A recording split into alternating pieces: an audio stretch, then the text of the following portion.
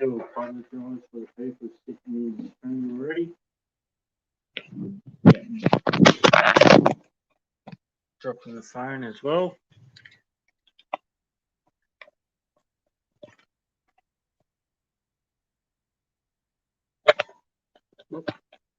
Get in there. Alrighty.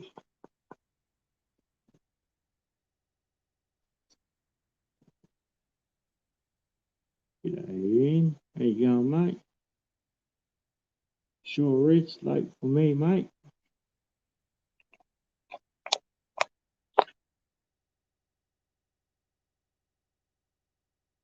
Thanks, Catfish Terry. Thank you very much. Big shout out to Catfish Terry for having me up on the stream. Yeah, I hate stupid people. G'day, man. How you going? Yeah, Kira.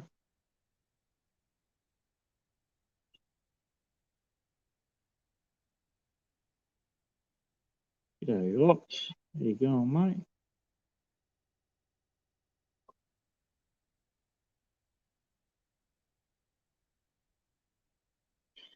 G'day, Patrick. That's right, exactly right. Good vibes. It's always good vibes over here, mate.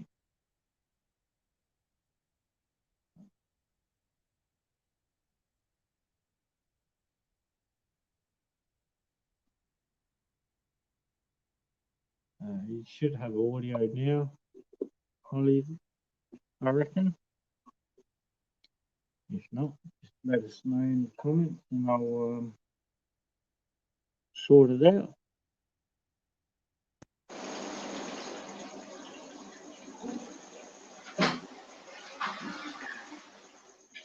Thanks, Kira. It's actually the first time I've actually seen you. Welcome aboard the old Nathan Fishboy channel.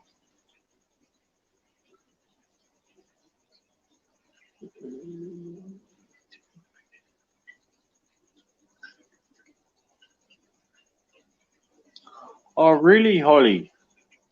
I tend to find that I have amazing elegancy with Blackmores. I tend to find that I end up having them and living a healthy life.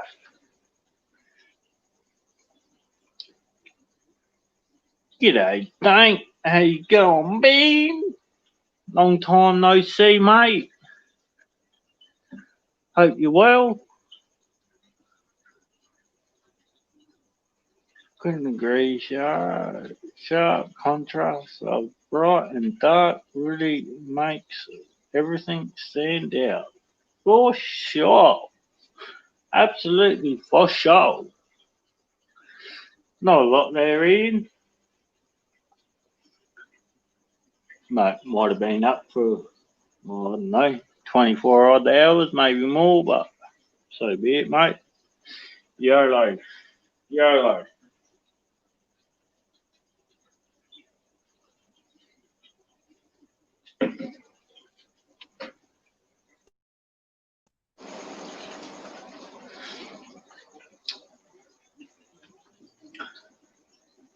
So how are we all?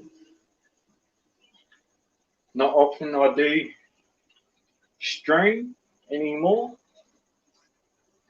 Unfortunately, I've been flat out myself. Um, Flat out as of keeping the fish nice and cool. Unfortunately, down here we've had extremely hot weather. We've had it up to over 104 Fahrenheit. So, but yeah, apart from that, the fish are doing really good. If you do want to jump off on the stream, give us a hoy. And I'll post the old linky in the description, in the old chatteroonie. Don't mind me. I've only been up for about 25 odd hours. But it is what it is.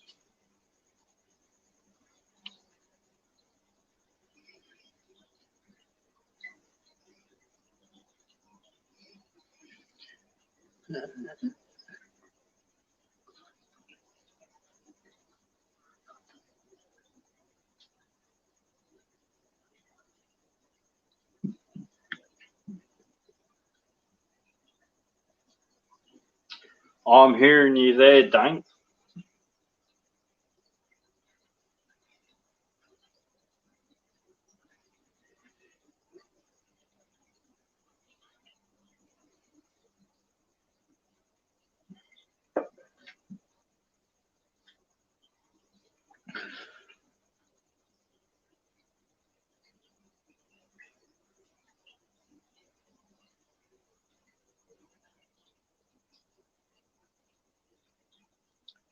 G'day, John.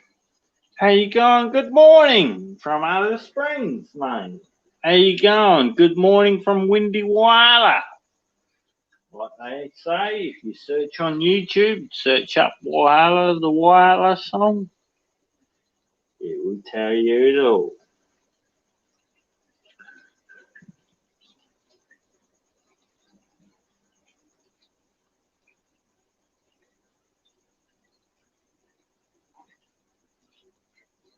Can't even walk outside with the dryness of all the snow. Don't stop rubbing it in, man. You can send your snow here, man, for sure. We've been sitting at 104, 114 Fahrenheit. Now, it's currently 5. Yeah, that's right, 5 a.m. Why? Because we bloody can well so.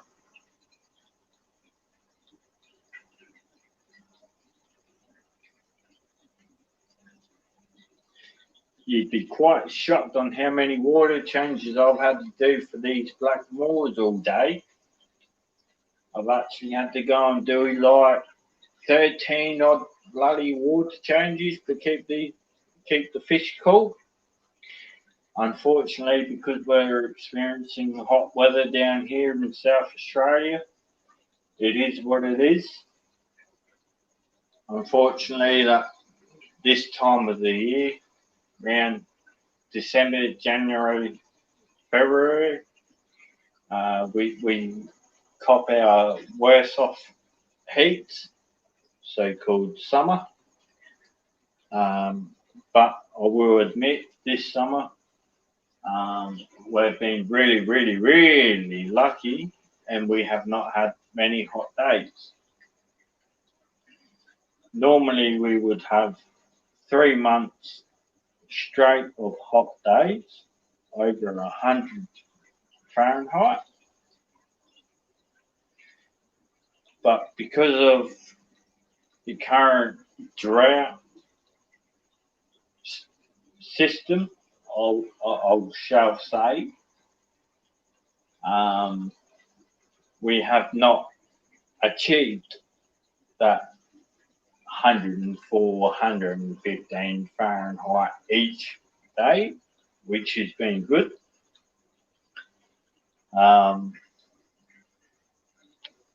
This Monday, which isn't too far away, probably a day or so away. What is it? Sunday? Yeah, it's Sunday. Sunday for us, Saturday for some people overseas. Mega shout out to the people overseas that are making it to this stream this morning. As if none of the locals are aware, overseas are actually 17 odd hours behind us.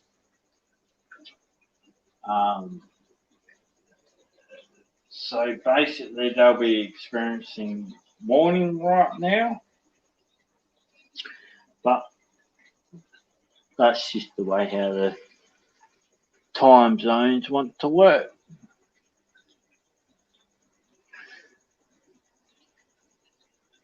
Damn, John, I feel for you, man. It's 4 a.m. and it's already 30.7 degrees, man.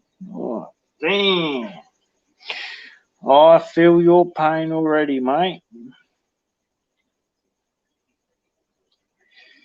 G'day, I hate stupid people.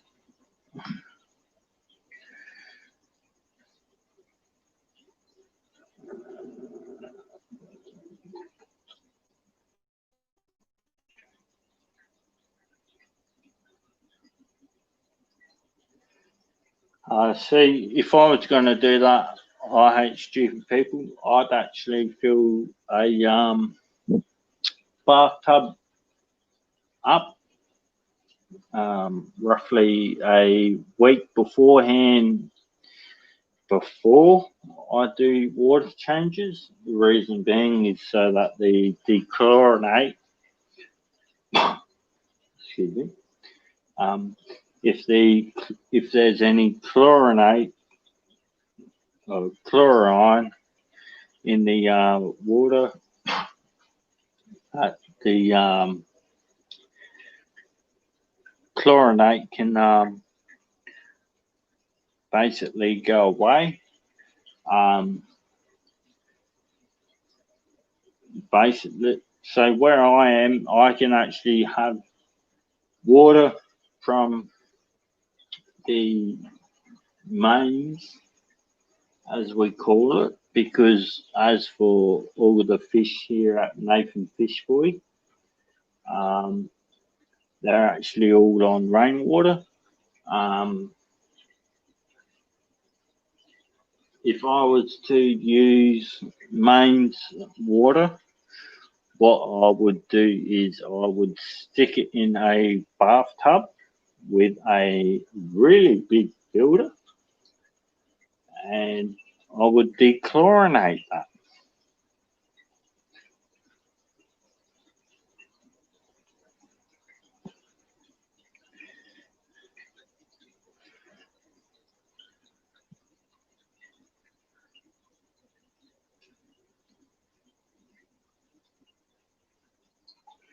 Oh, that's what they say there, Dank. Perfect crawfish weather. But as far as I'm concerned, where I am based, um, morning and daytime is perfect for crayfish, or what we're known as for yabbies.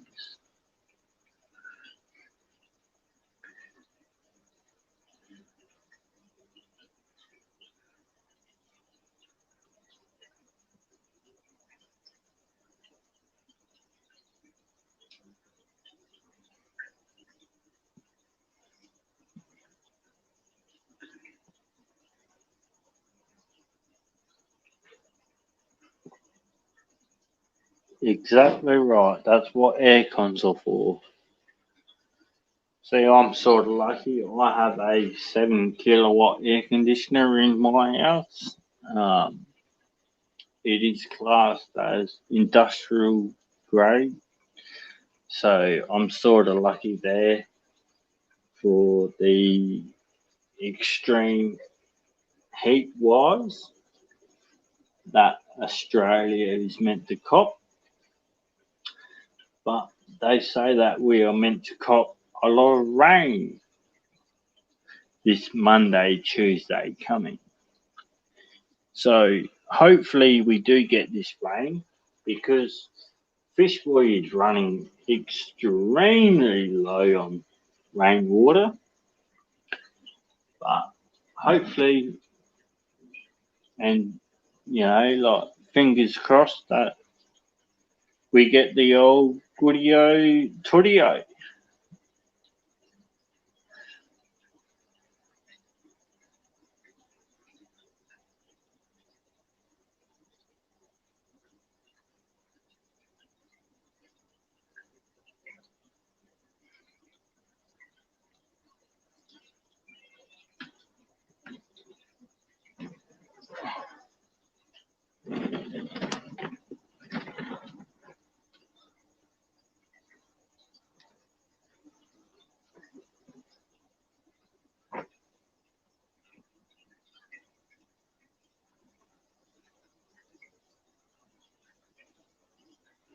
Oh, that's awesome there, Dank.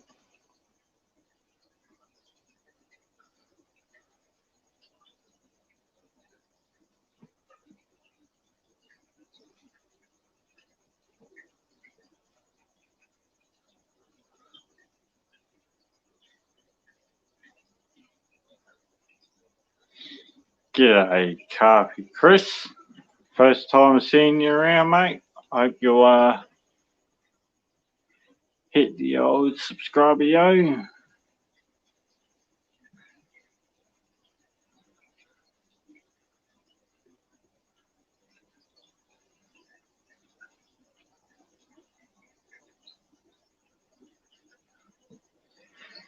Yeah, that's the same as here. I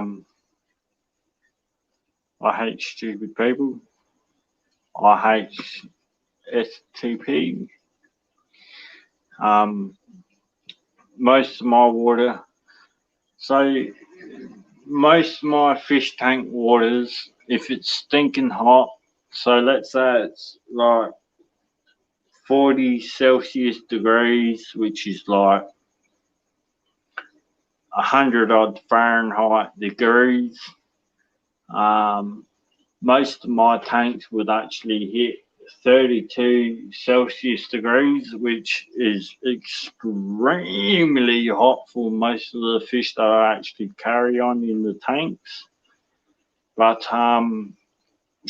what I tend to do is when it's stinking hot is I will actually do part water changes.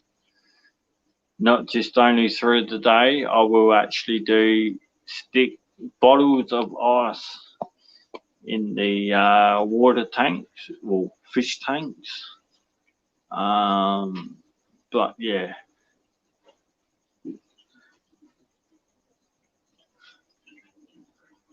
Oh, really, Dank? Maybe I might have to start a stream up where I'm down at catching the old Yabiroonies. Yeah, John, what? Rain? Yeah, I'll die a shot when it falls from the sky too, mate.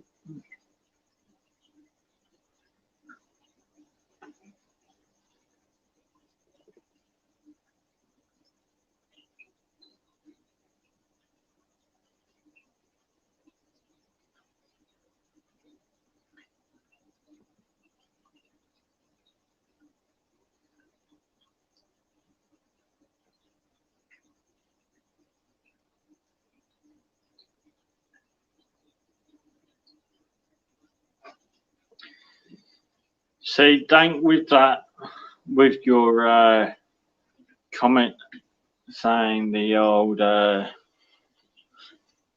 legitimately every rock you turn over, every underneath of a bank, crayfish in the stream, things only ankle deep, that infested big specimens. To a degree.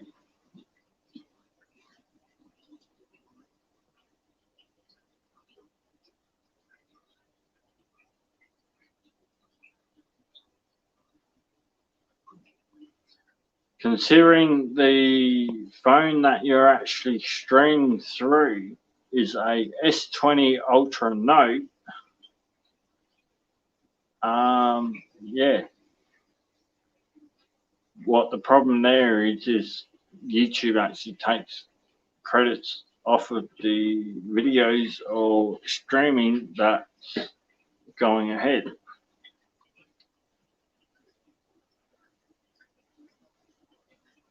Oh, I agree with you there. IHSP. I don't blame you, mate. What water condition you Nathan to change from right? Well, John, this so the water conditioner that I use, because it's all rainwater, I tend to use. No, you can't really see that. I tend to just use this. That's the only chemical I tend to use for my Blackmores, as well as my uh, silver dollars.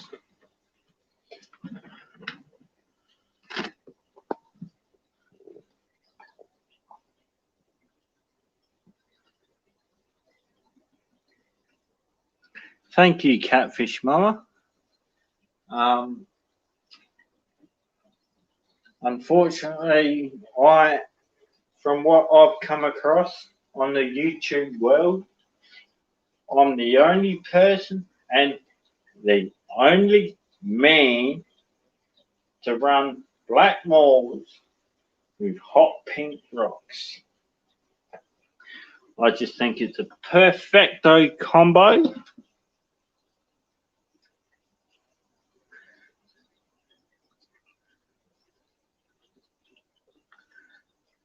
That's right. Look at that. Catfish Mama. Yeah!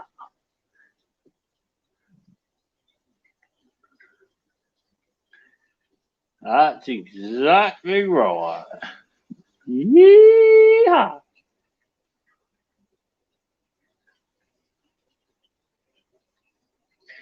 G'day, yes. Exactly right. It is sure is a perfect combo. Combination.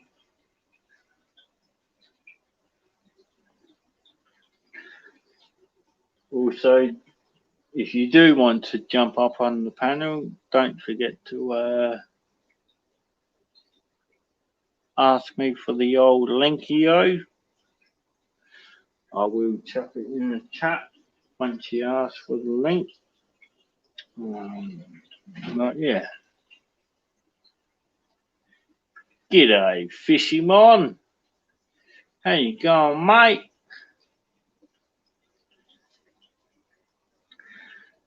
Might only be 5:30 in the morning, but we'll be doing it, mate. We'll be, like the old saying goes, no sleep for the wicked.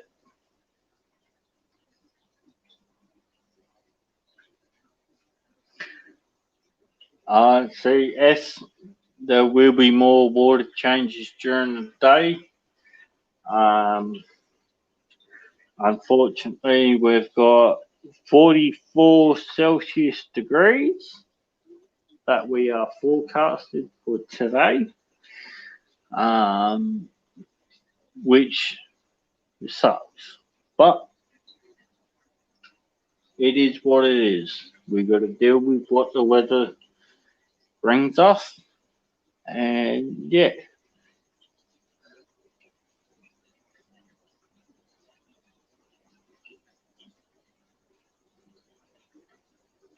Oh, doing Saturday water changes.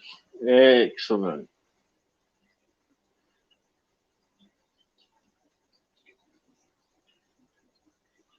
Yeah, exactly right, Fishymon. Extremely hot. I think when I was up on Catfish Terry stream, shout out to Catfish Terry. If you ain't a subscriber of Catfish Terry, I highly recommend you to be a subscriber to Catfish Terry. Yeah.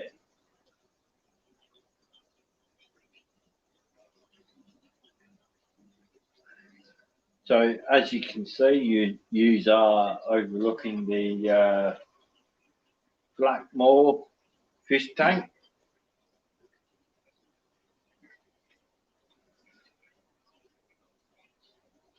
As you can see, it's doing mighty fine.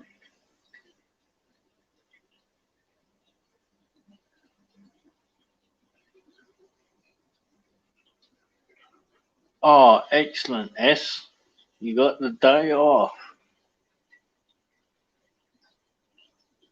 Yeah, I'm hearing you there, IHSP.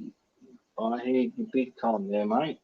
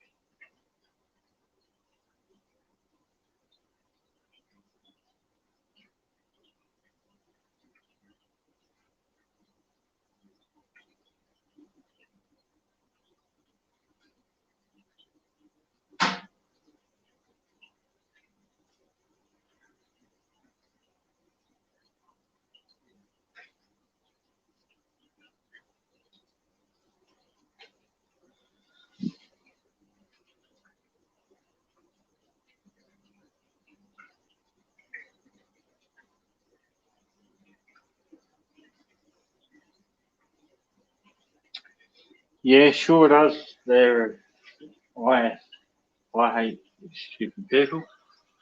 A lot of people tend to know me as the Blackmore guy with the hot pink rocks. But like you said, mate, the contrast of it is just so well. It just works.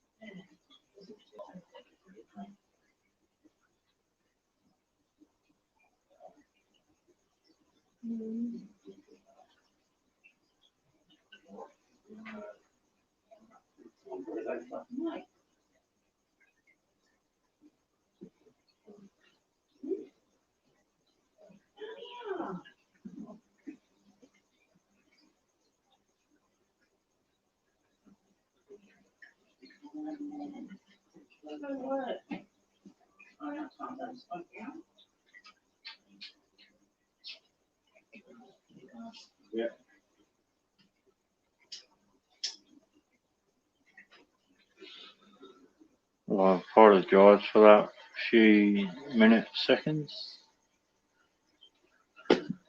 Quietness. Let's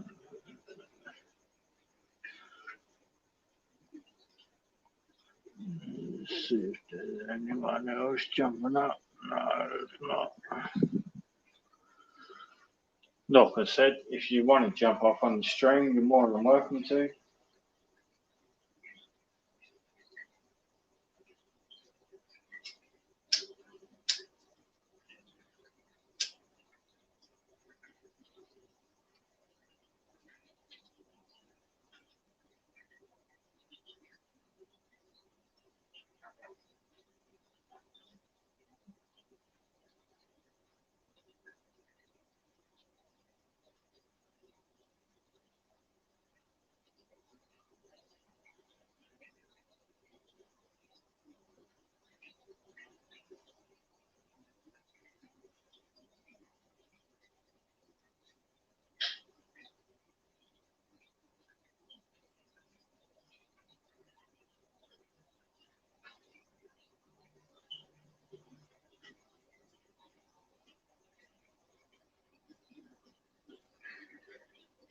If you do want to jump up on the stream, I'll live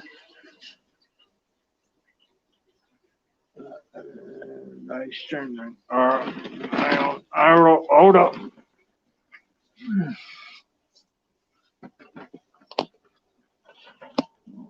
I should yes. Just recovery dream. Where's the comment?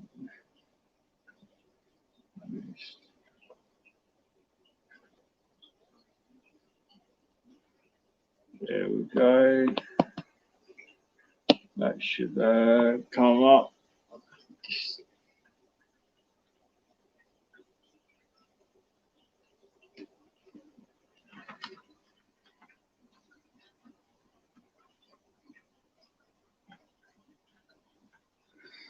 Yeah, I sure do not know how to do it. IHSPP.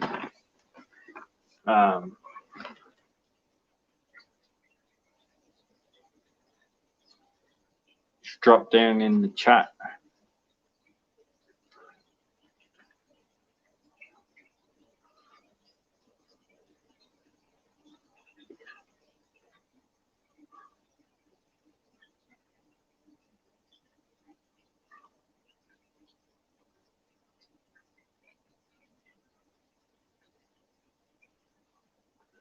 How many gallons is that tank? This tank is a 4-foot tank. Takes about 200 odd litres, 220 odd litres, 250 to be exact litres. Which means that would be around about a 50 to 90 gallon fish tank. When it's reversed into gallons, doesn't really sound like that much.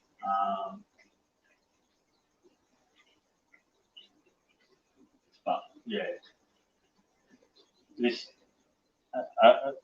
tank is 4 foot long by just under 2 foot wide. So for the amount of fish in here, it can hold this amount of fish.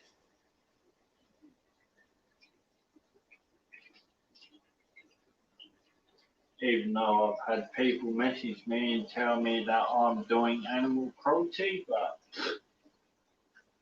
they just ain't got no clue on what's going on.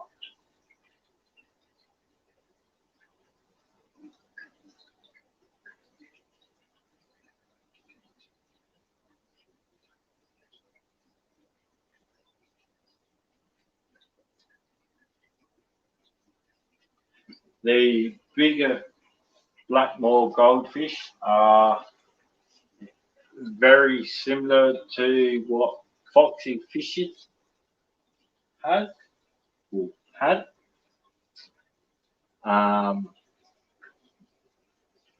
If you go over to Swampy ACRES, I think it is, or ACES,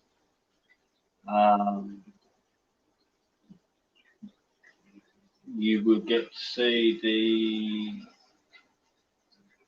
Blackmores that foxy fishes had. There's only been 3 people in the entire world where I've come across that have these beautiful extra large Blackmores.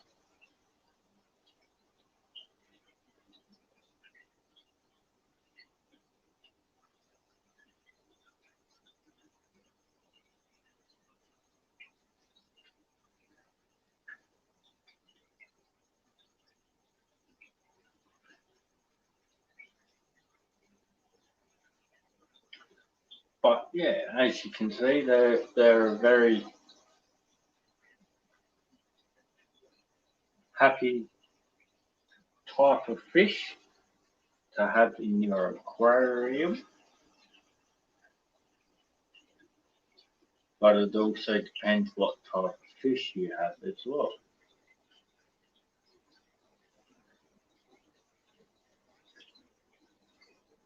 Blackmores are also known to be eating plants. I know a few people that have had Blackmores where they actually do eat all your plants. The plants in this 4-foot tank are actually all plastic. Explains the reason why the plants have lasted so long.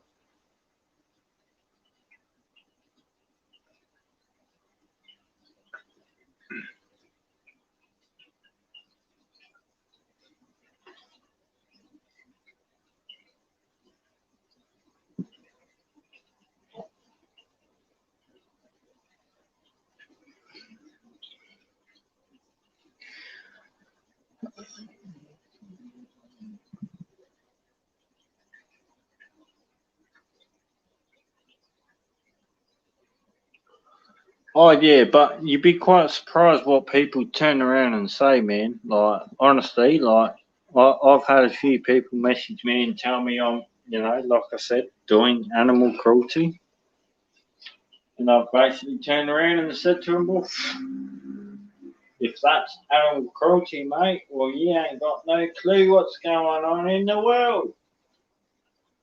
Hop out of your igloo. If you want to think that I'm doing animal cruelty, then no worries. Well, you ain't got no clue on what's going on in the fish industry.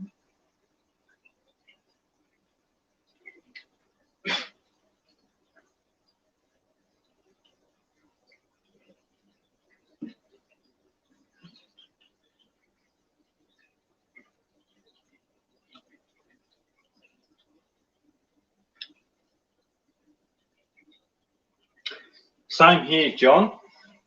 Same here, mate. But in saying that, the goldfish that Rumble has are more fancier than what I have.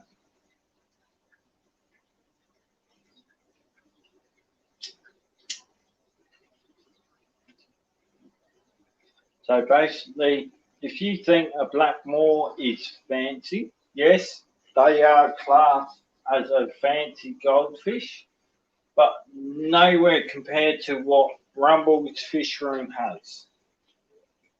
Mega, mega shout outs to Rumble's Fish Room.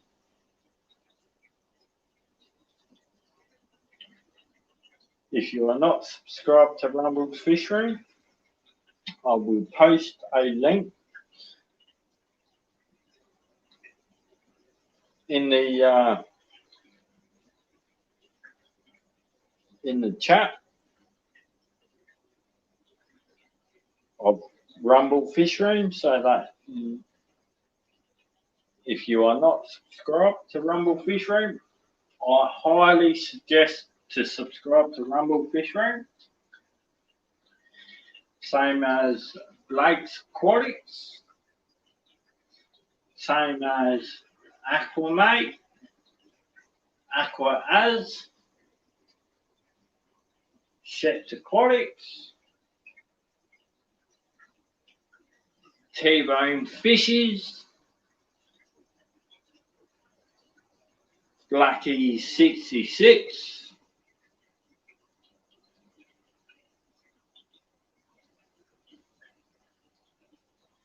just to name a few fellow Australians.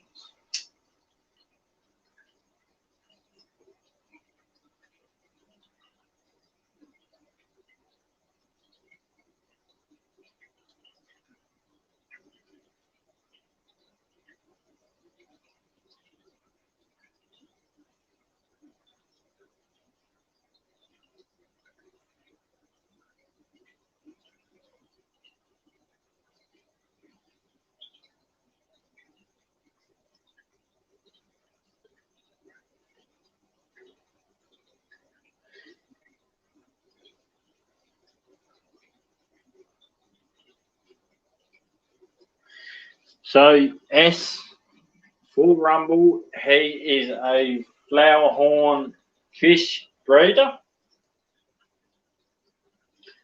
That is the reason why Rumble's fish room has so many tanks. He breeds flowerhorns as well as cichlids.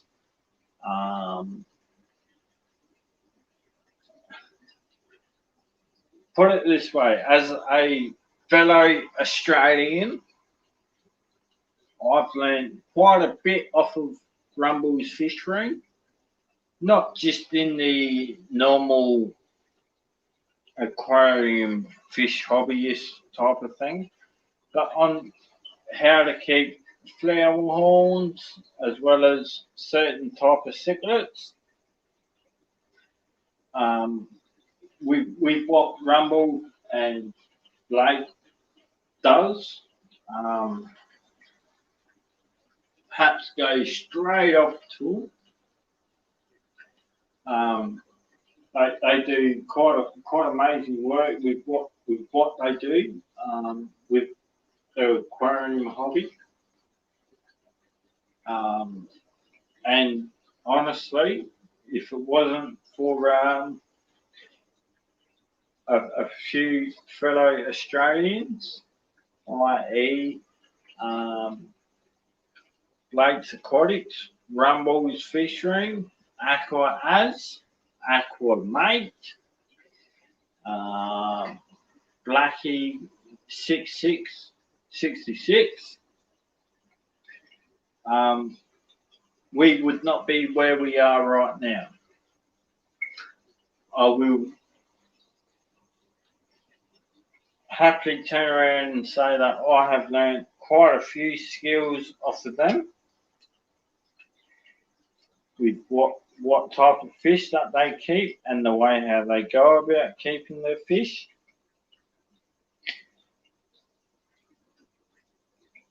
Which, it's quite awesome to see, because unfortunately, when it comes to this hobby, it's either aquarium hobbyist fault or not. What will work for some aquariumist hobbies might not work for others. It all depends on the type of water that's around for that aquarium hobbyist or that aquarium channel. As most of the OG regulars know, I only use 100% rainwater for all the fish.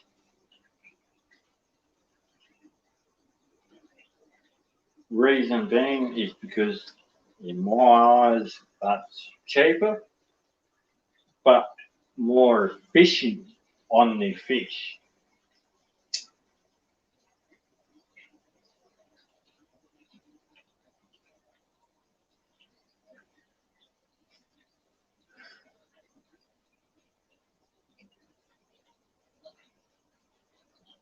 That's exactly right, Fishy Mon. Don't forget Thirsty Rabbit. Thirsty Rabbit's another awesome person that has quite a few Australian natives.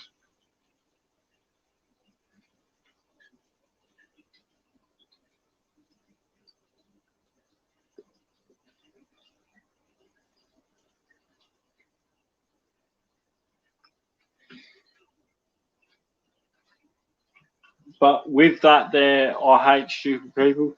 It also depends on the type of fish that they have as well. With your comment, I call BS. I do find that discus are a slow moving fish. Yes, they are pretty, but as for fast moving type of thing, not so much.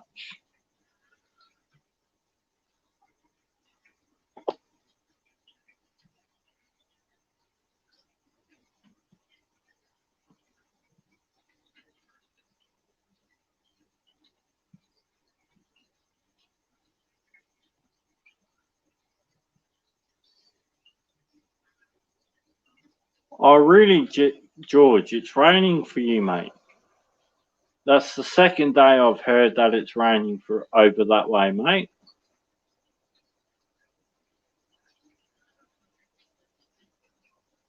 G'day, Beach 27. No, I have not.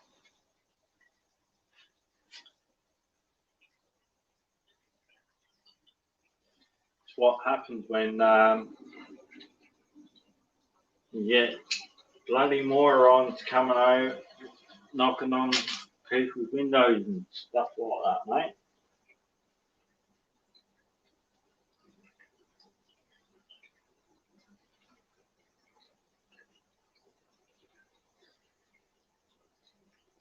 Unfortunately, this morning I had to chase out again another mob of people out of my yard. I'm getting pretty fed up with it, but it is what it is.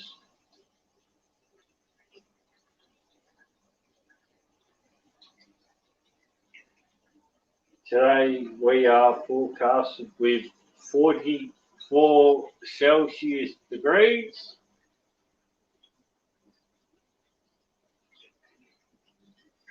which is around the 114 Fahrenheit mark.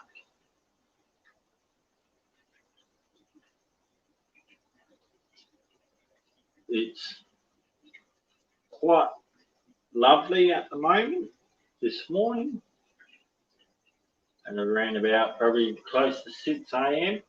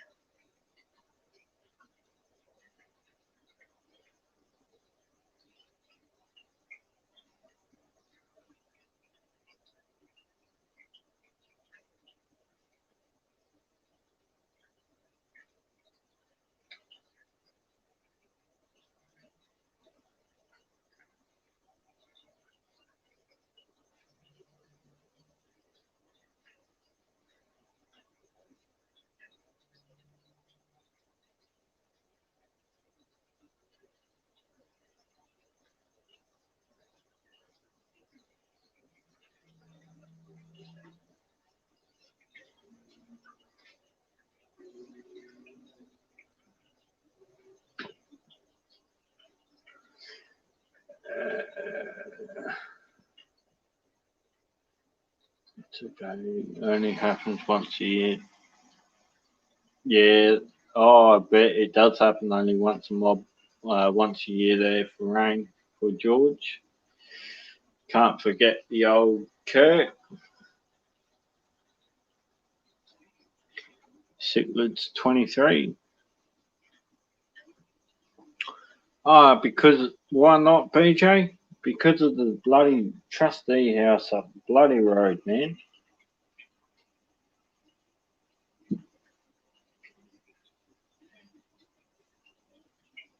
S, why do you have mobs?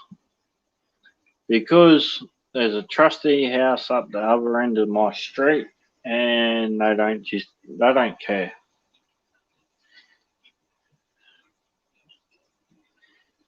But we won't go into that one because it will get too political, and then we will get shut down. And we ain't got time for being shut down.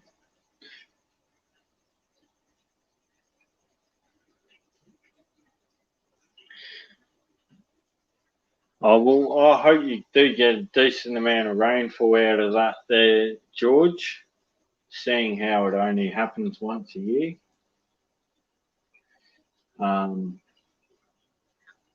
we're meant for some rain Monday, Tuesday, and possibly Wednesday. Obviously, for you, George, and majority of the people in the stream, that would happen a day later because we all know what the time zones are like. tend to change and like to change things up every now and then.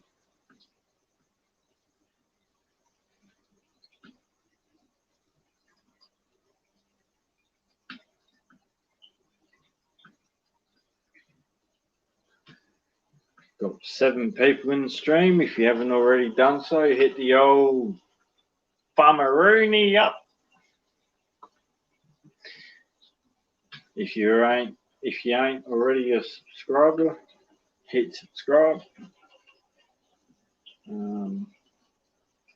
Yeah, you won't.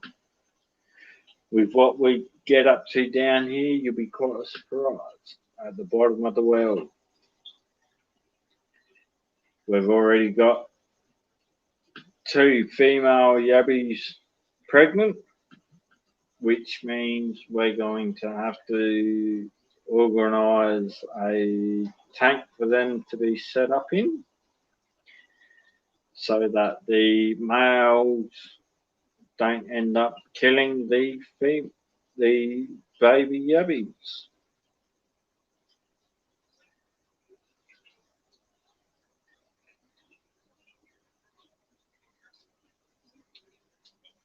One of the future plans I do like to try and get into eventually is get my hands on some extra large black walls.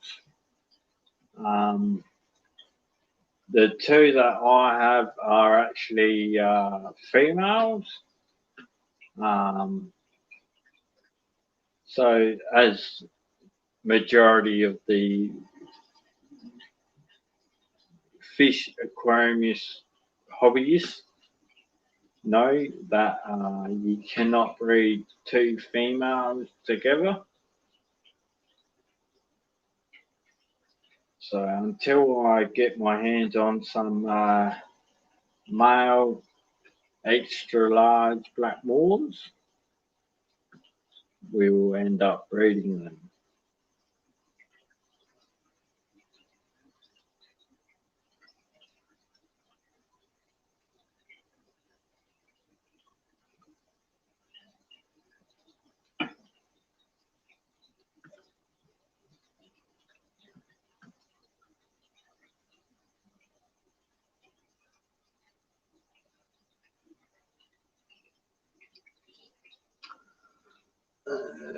What's your plans today? So Beach 27, my plans today is to give one of the dogs a haircut.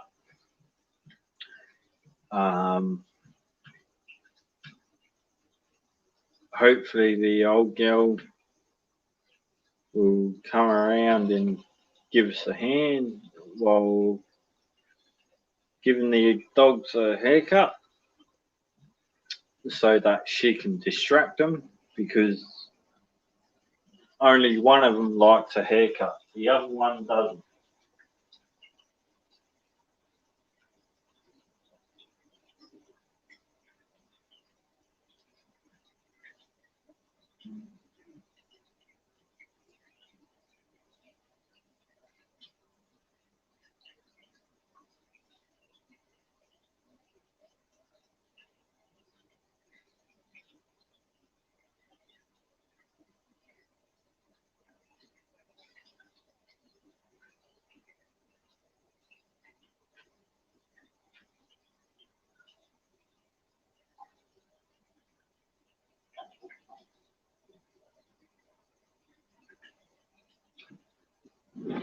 I'll show off the silver dollars now.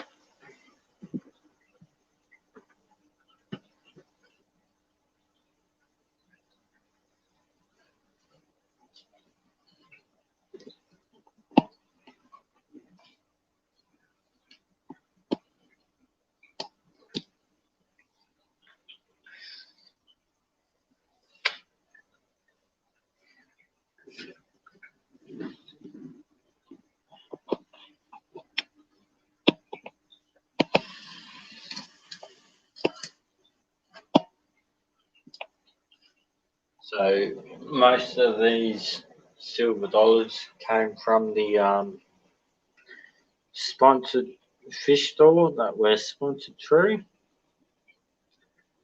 I did post a link the other week. Um, it was in the Barramundi video. Basically, just letting everyone know that we have been sponsored for the fish by a local fish store, um, which is extremely cool. There is videos upcoming soon of the fish store tour,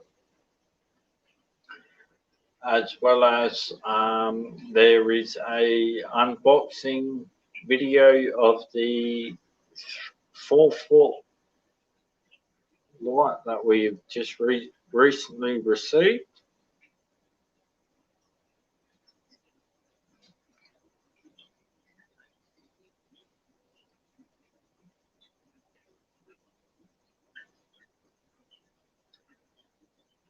One of the other things that I've got to sort out is the 2-foot tank underneath the 3-foot tank. I've got to do a complete water change, as well as scrape the algae off the tank. After I've sorted that out, I will be putting my breeding female yabby from my bathtub. She is actually pregnant.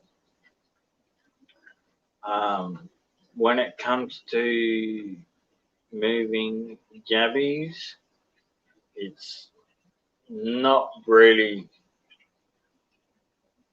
classed as moving the female yabby, but because of on how early she is being pregnant, I will be able to get away with that.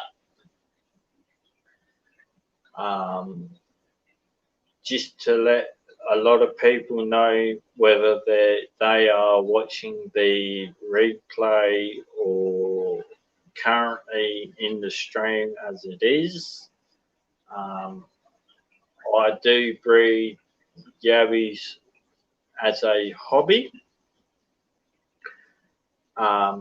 So when I say breeding them as a hobby, I breed them till they're around the feeder class size. The feeder class size is around about in between 1 centimetre to 5 centimetres. I do have another video coming out really soon of the barramundi.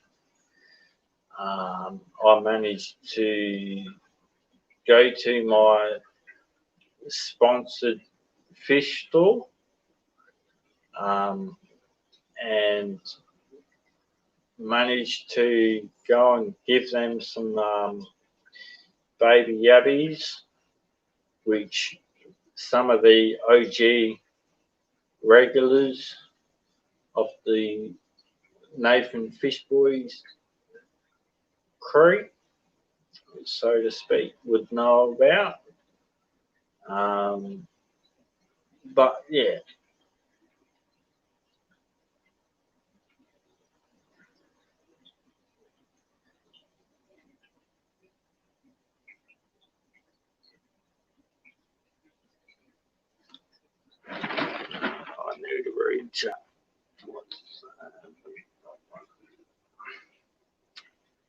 Yeah, beach 27, that's what they reckon. Rain tomorrow. 90 odd % chance of rain tomorrow, so bloody hope so. The old rainwater tank is getting extremely low. Same here, John. Silver dollars are one of the many fish that I like to carry, or not carry, like to hold on to. The bigger silver dollars are around about the 2-year-old mark.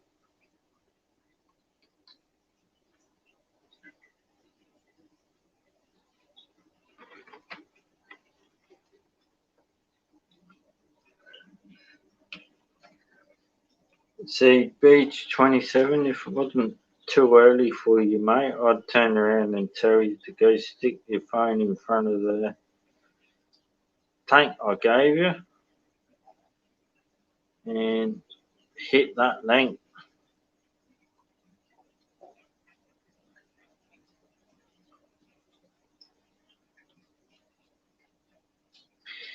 G'day, Muppet, and I'm feeling you, beach 27. I'm feeling you, mate. I don't blame you, I feel the same too, buddy.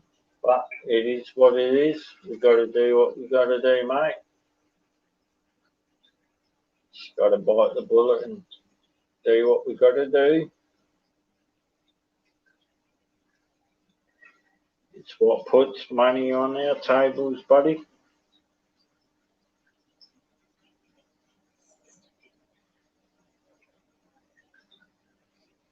As you can see, the Pictus catfish are all roaming around. I've actually seen the Pictus catfish sitting on the side or the back of the tank, sucking on the algae. Not that they get enough algae wafers as it is, but it is what it is.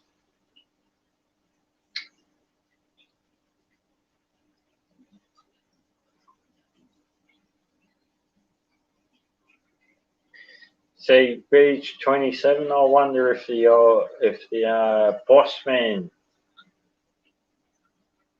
sits in and watches and listens. I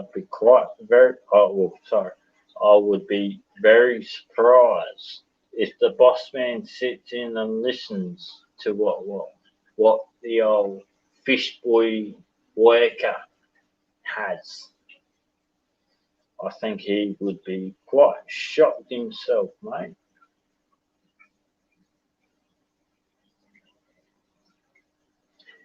To find out that I've got, 36, 37 odd tanks and they're only running half of them due because of not having enough rainwater.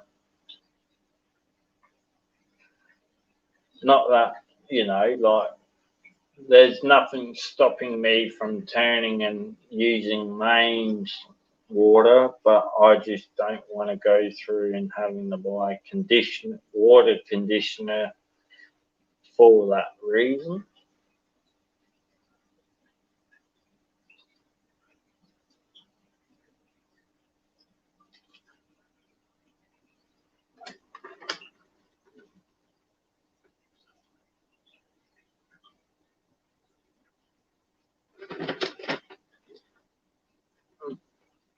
Yeah, I saw that too. They're Fishimon. Unfortunately, where Thirsty Rabbit is, he's actually on the east coast of where I am, and they had quite a lot of rain in the last couple of weeks there, Fishimon. So yeah, they've been overloaded with rain, and the middle of South Australia. So basically, South Australia has had bugger all. Same as Western Australia.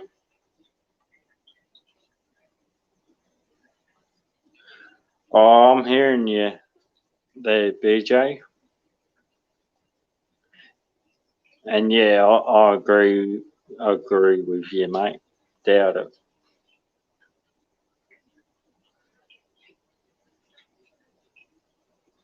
He just probably likes hearing me talk about all the fish, and that's it, mate.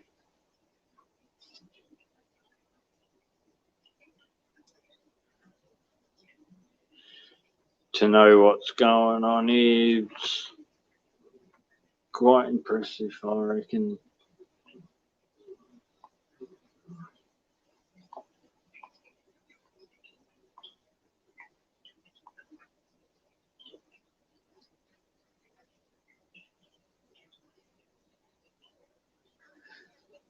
So we'll show off the Yabby skull tank, I reckon. And we got a guest. Hey, what's up, fish G'day, boy? Anthony. How you How's it going, going, man? Doing pretty good. I was supposed to be replacing my hot water heater today, but it's outside and it's raining, so it ain't happening. So I'm doing fishy stuff. Oh, mate, I know them fields all too well, buddy. So this was the tank the convicts were in that I'd stream from. Got to get it moved into the fish room. Oh, yeah? Nice. Let's see. Oh, I've got to turn this thing off. There we go. So far, I got 175 there. I got the convicts in this 40 breeder for now. Oh, they'll be fine in there for a little bit. Yeah, I just got to get some air running from up there.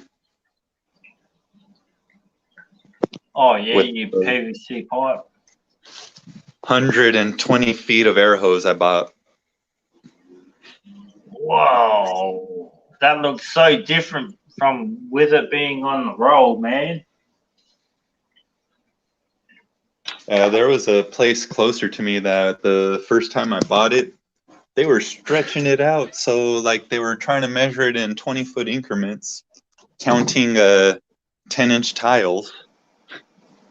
What? Yep. And then he was stretching it, and I'm like, no. These are 10-inch tiles, and you're stretching the holy hell out of it.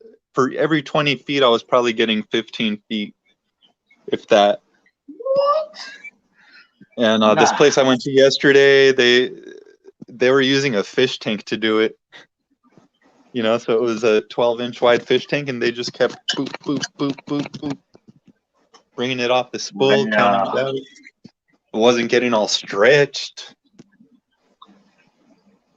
See, I didn't, honestly, man, I did not think that they would have been like that bad over there. Aw, dude, it's just, everyone owns their own business. Oh, it's not raining right now.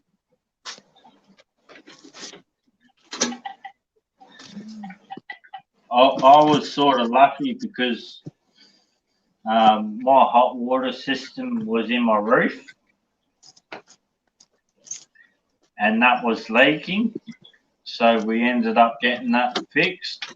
Shout outs to the old girl. She paid for it fixed, and now we're waiting on a new ceiling. Yeah, all this house stuff ain't cheap.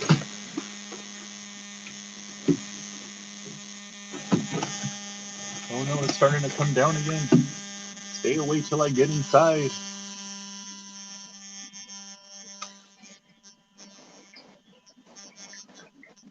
See, it's what I did with my charger from my drill battery.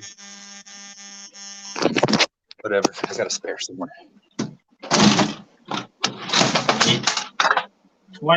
6 a.m. 6:20 a.m. for me.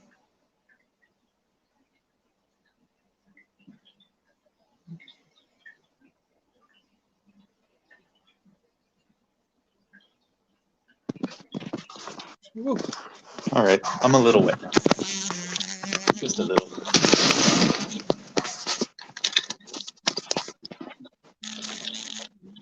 See, man, there was a few times where I was like, all right, it stopped raining. I think I can go to the store to at least grab the water heater so I can just have it for the morning. And then it starts coming down again.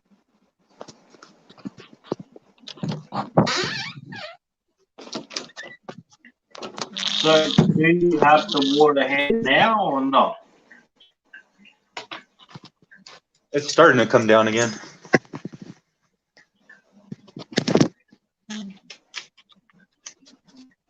Let's see, where did I put my...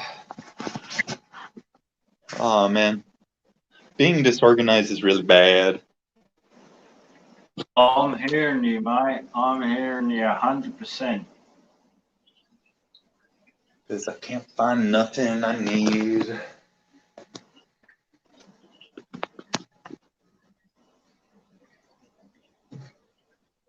Now, for people watching the stream, if you see on my screen, on Nathan's Fish Boy, you can see that there is a yabby up top, two yabbies down the bottom. Now, the yabby that's at the front, pushing into the next yabby on the bottom, is a female. She wants to breed. She wants some hanky time, but she can't figure out what male she wants.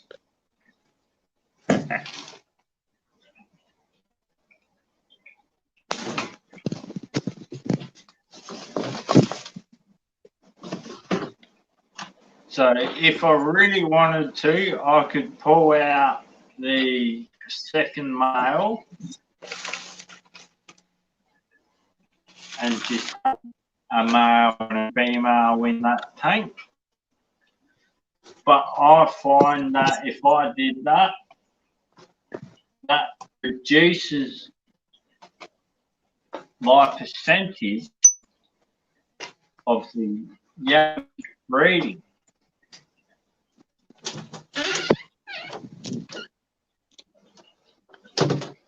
Now, we don't really want that.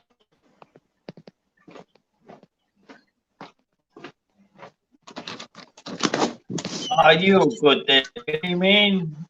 Okay, stay safe, mate. It's good seeing you, buddy. Much respect, much love.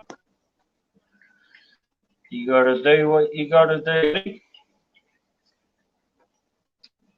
Reality comes first. That's my point of view. Oh man, Thirsty's living room was leaking rain? Yes. Because I have caught quite a downpour of rain in the last month.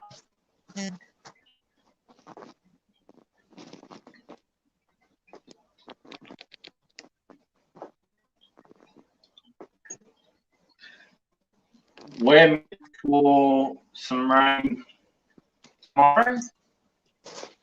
So basically, for Sunday, Anthony. So hopefully we do get rain. I really do, because my rainwater is extremely low. Shoot, we need rain, like badly. I'm hoping it rains a lot more just because otherwise fire season ain't gonna look so pretty. Oh man, you should see down here, mate. We are in our fire season.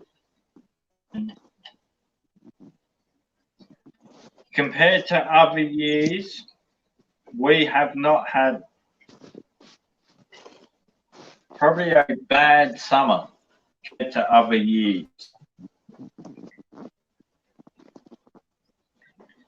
Yeah, this year wasn't very good over here either, especially with the whole situation and not having enough. We didn't have anywhere near as many firefighters as we would have normally. Like, we typically get firefighters from out of state, but yeah, didn't get anywhere near as many people being sick, I'm sure, and whatever else. Ah, B27, why don't you pop around down here, mate? Going for a quick bite on the old Tricone pushy bike. Just a little shout out to Beach 27. He is the person that I ride with on my push bike rides.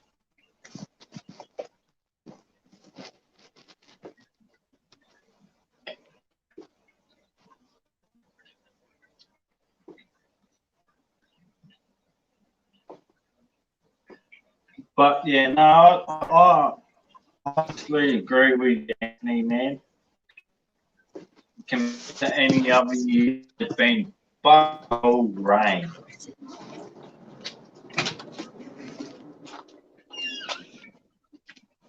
Yeah, I'm just glad I don't have to work today. No pole dancing in the rain for me today. Yeah.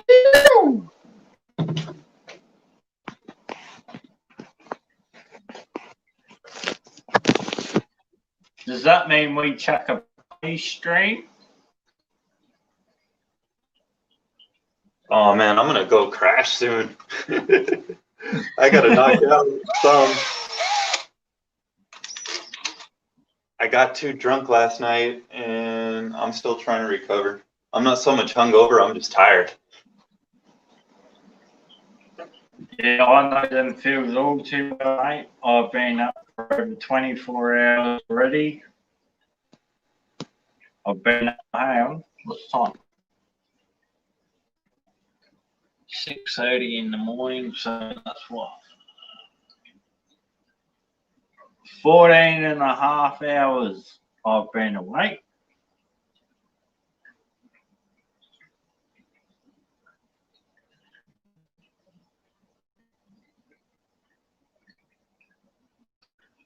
Like the old saying goes, no sleep for the wicked.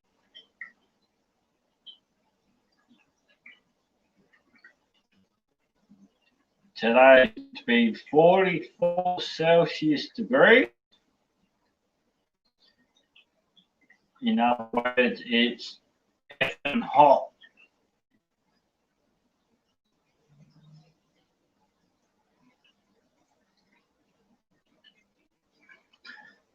Live problems, happiness. Oops.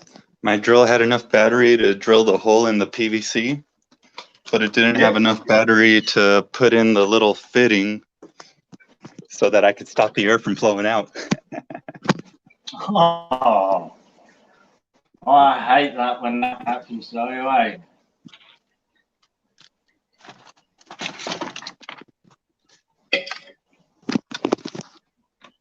It's all good.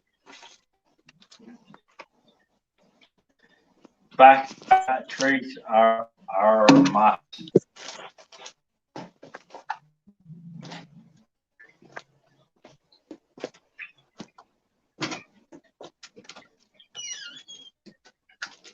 I do apologise for anyone that's listening, hearing me slur my words. I've drank too much this morning. I'm pretty sure I was slurring some of my words last night. No, you were pretty bloody good at me last night. I was still? Yeah, you were pretty good, man. Like, because I was lurking in the stream because I was doing water changes because, you know, like, it was stinking hot here today. So, yesterday it was 40 Celsius degrees here yesterday. When I was lurking in your stream, man, you was on a bloody terrific job. Oh, thanks. Yeah, I remember at one point I told a joke that my grandpa used to tell. Yes. And everybody thought I was like, I thought I was like shit faced or something, and like I should probably end the stream. Yeah, Nah. people thought you'd be off gone.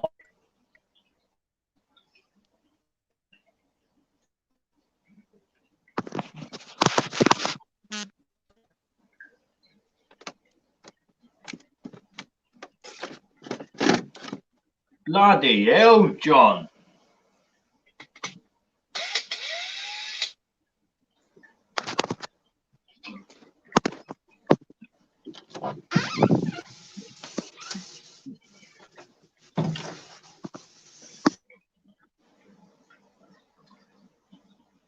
(29°) and it's 5:30 a.m.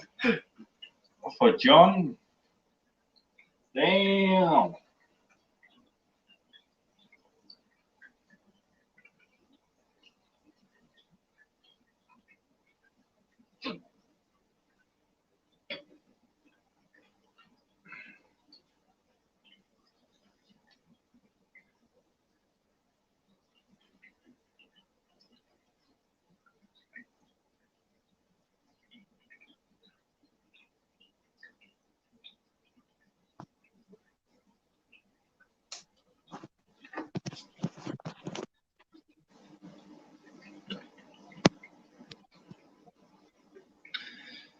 Good morning, JB. How you going?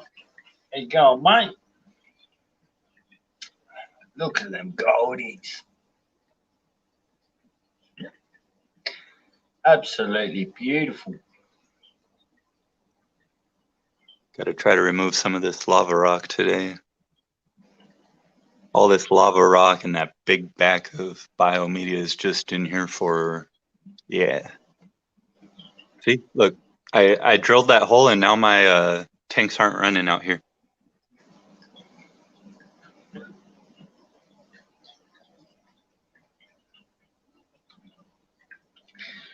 See, I'd be moving that lava rock bit by bit.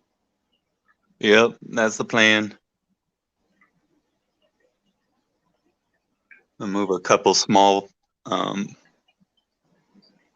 cupfuls today. I got a lot of tanks to cycle, so I know where they're going.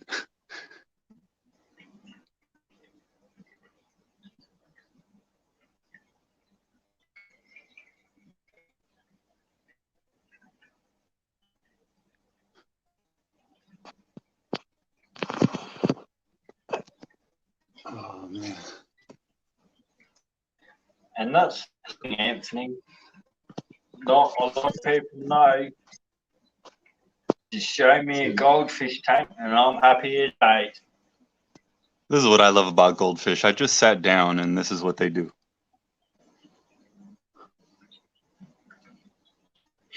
Yeah, that's it. You know, they're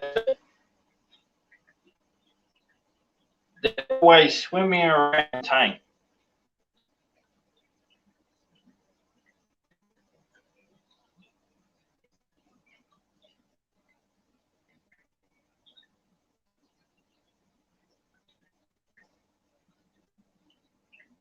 This is the exact goldfish on my logo. Yep.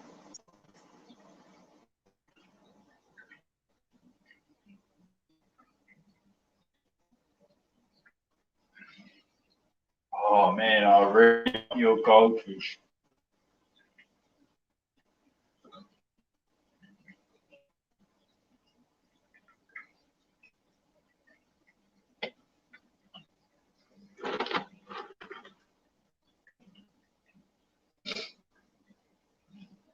Yeah, I definitely agree there, John.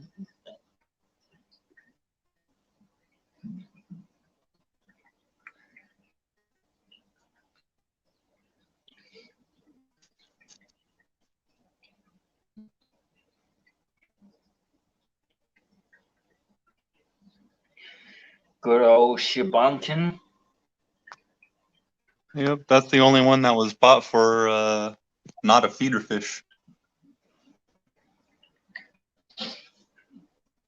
And that's what gets me, man. Like, you feed a fish a us as goldfish. Feed a fish down here in Australia, rosy barbs.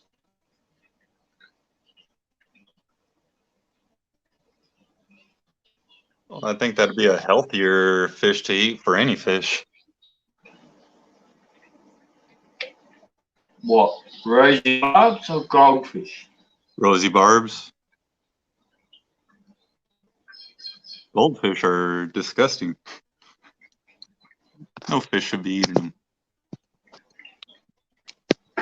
If I was able to shake your hand, I'd shake your hand. You're the first American I've ever heard that agrees with what I'm saying. Oh man, there's plenty of us that don't agree with goldfish being fed as feeders. And until you hop on Facebook, then the people are all about feeding feeders. But as far as in the fish community, or at least fish tube community, I don't know anyone that's really like gung ho about it or anything.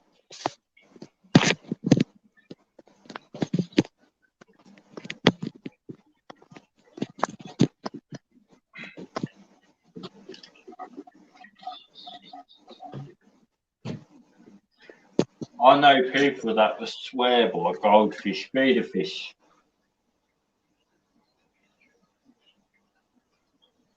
Oh man. Yeah, yeah. That's my exact sayings back to them. To each their own.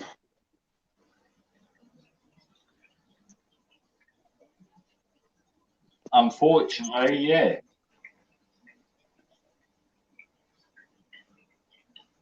But what can we do? Not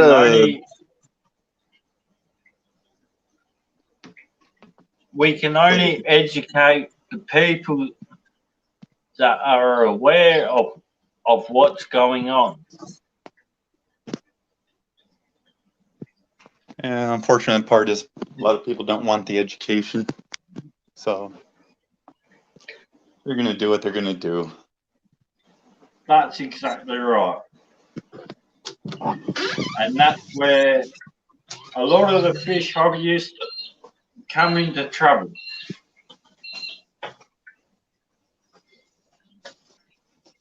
They do not research a fish or do research on plants, and then they end up having to keep hold of the fish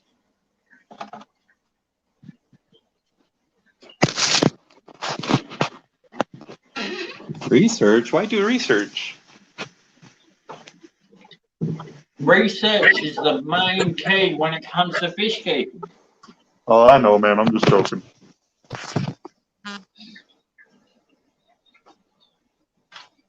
I always research when it comes to fish keeping, because what might not work for you might work for me.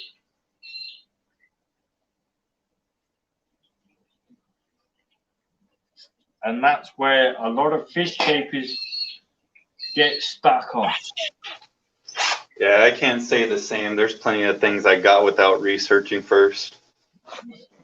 But I at least usually will now do the research to know that I can at least keep it. And Yep. it's not going to get ginormous.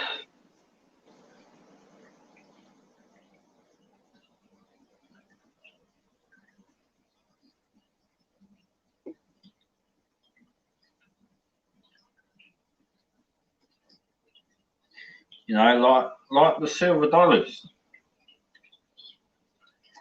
They grow 8 to 10 inches at full grown size.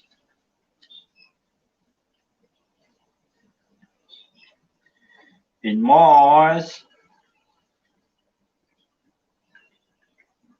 a silver dollar should be stored in a 6 foot and above fish tank.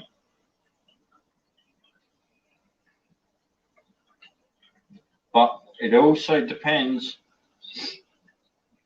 on the size of the fish.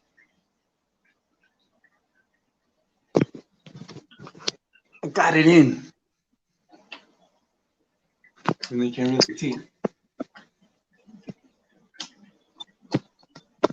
Yay.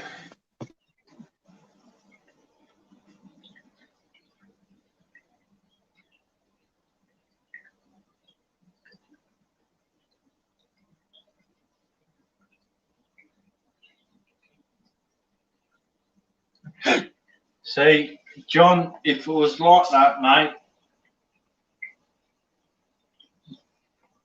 everyone would class themselves as perfect fish hobbyists. But like I said, what might work for me might not work for you. But what works for you might not work for me. It all depends on where you are, what your pH is, how hardiness your water is.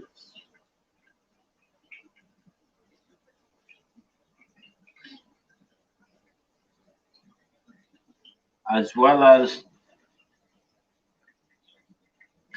if the fish are kept in crappy water, whoa. Soon as they go to good water, they'll accept it, but only for a certain amount of time.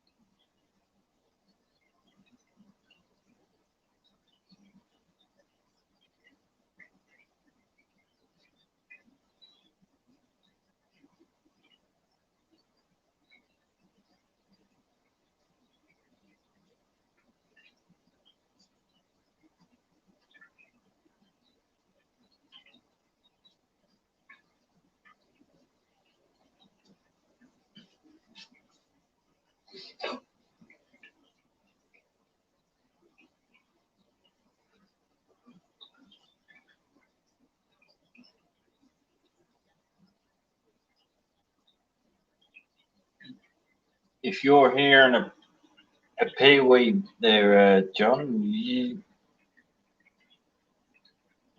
you're hearing a peewee there, you're hearing other things around your area.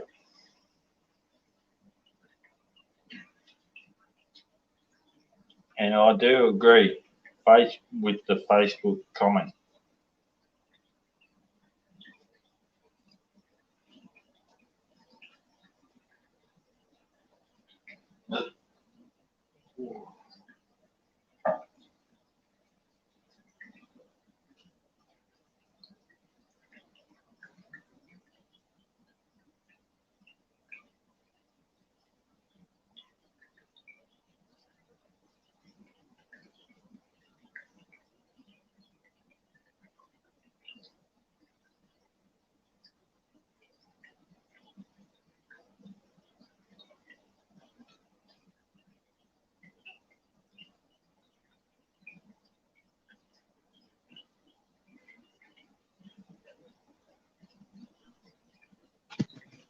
Yeah, I got air.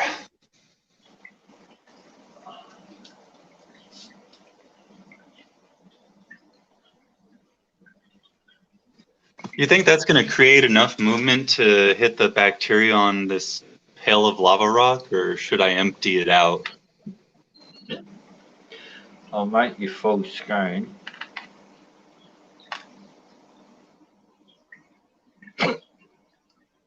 Because this is like I was using one of those storage container things for my sump that I had them in. Well, Yeah. for the sump for the tank I had them in, so it was in this. Water was coming down, and then there's holes drilled on the bottom, you know, for water to pass through. You think I could just leave it in there, or do you think I got to take the lava rock out in order for the water to really hit the bacteria and everything?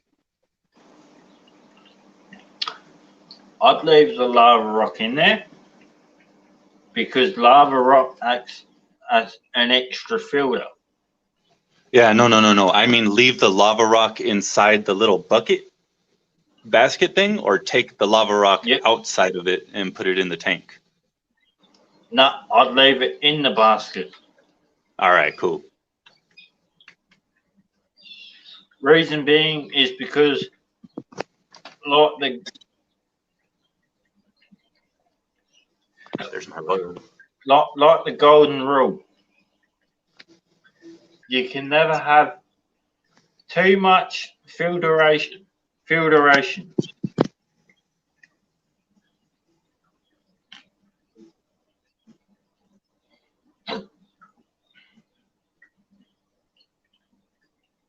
And I got to take a nap so I can actually move that 75 on over here. I know how you feel, mate. And now we got air over here again. Yay. I've been up for 27 hours. Good. Look at Go them. to sleep. Look, this is what I love about Happiest goldfish, days. man. You walk over here and this is what they do. The happiest days. Man, this is awesome. I don't understand how people do not like goldfish.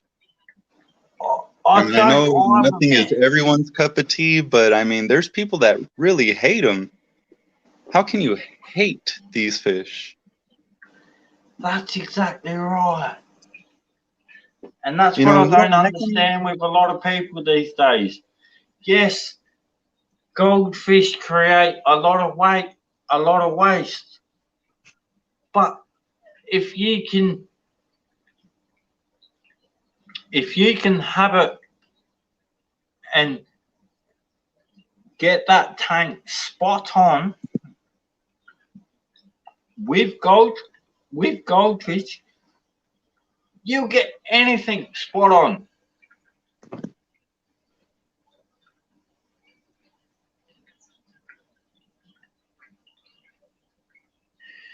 You know, look how happy they are.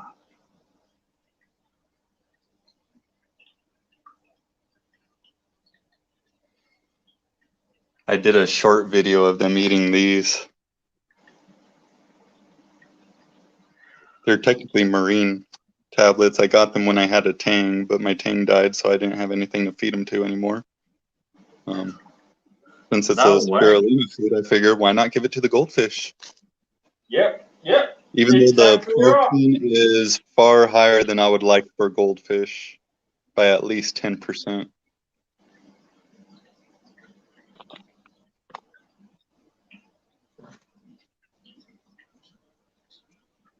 I think these Onub tabs would be good for fry food.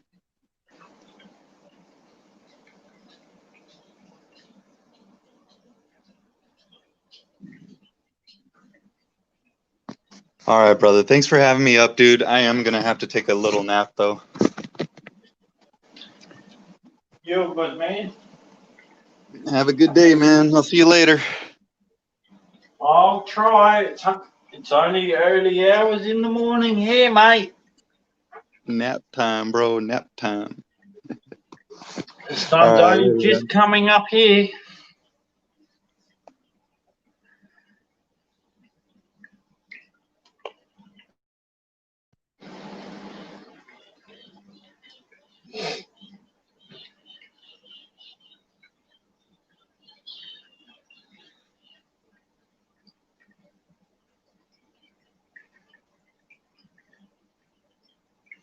Oh, I'm hearing you there, John. There's some people out there that think they're experts when they've only got one bloody tank. I've got 37 tanks. I wouldn't even call myself an expert. G'day, broskies. Here for a thumbs up off to the 8 Mile Walk. You enjoy that 8 Mile Walk, broski? Flick us a message on what you see. Let us know if you see any image.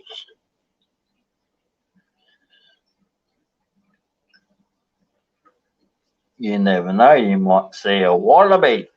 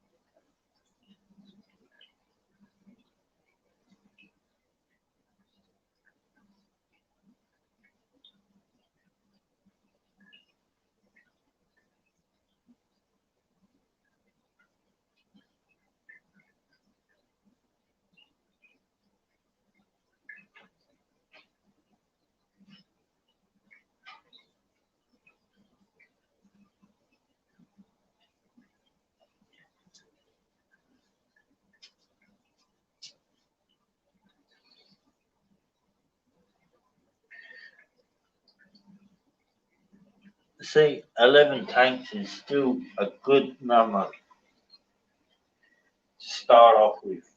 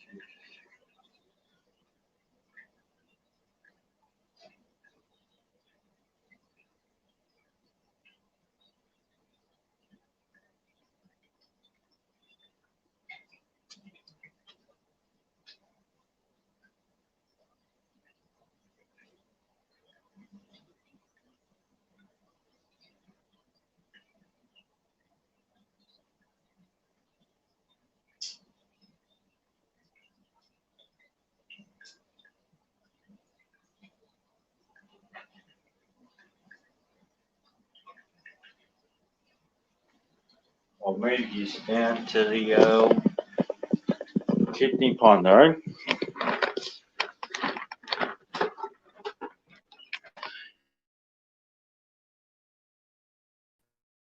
Before the phone dies.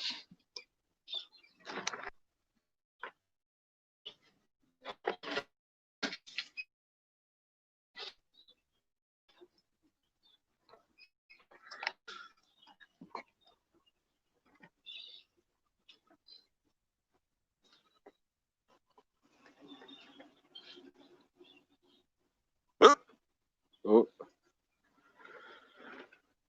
Yeah, no, there's nothing wrong with 11 tanks, man.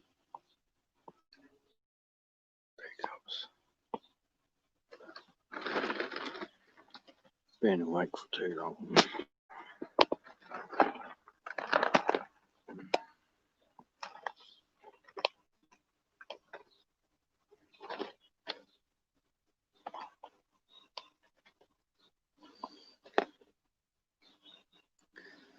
As you can see, it's the kidney pond. That's right, there's fishing on the kidney bean.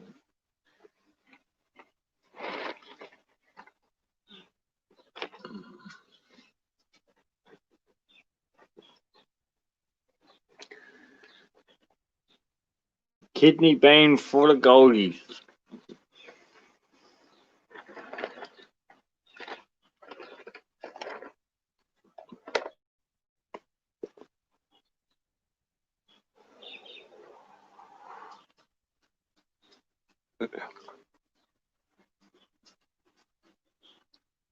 Don't mind the old air hose laying down in the.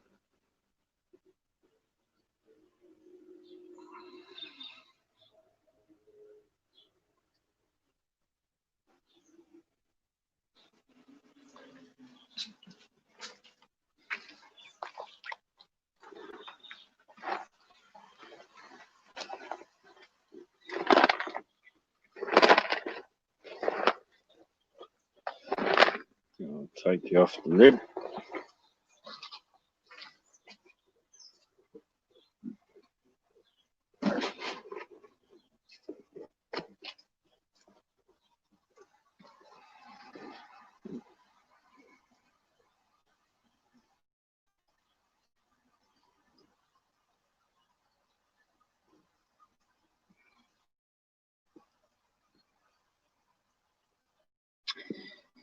See, I've got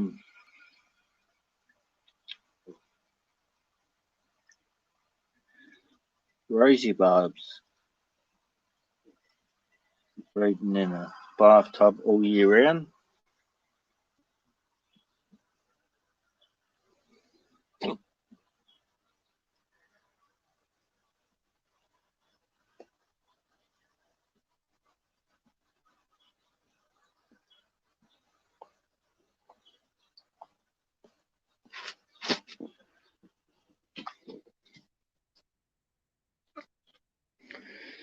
That bathtub's here.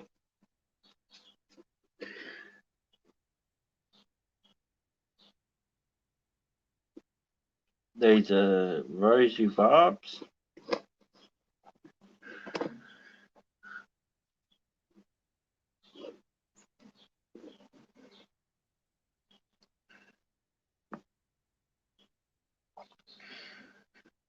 Two different types. There's the normal, which is the yellow. Then there's cherry red.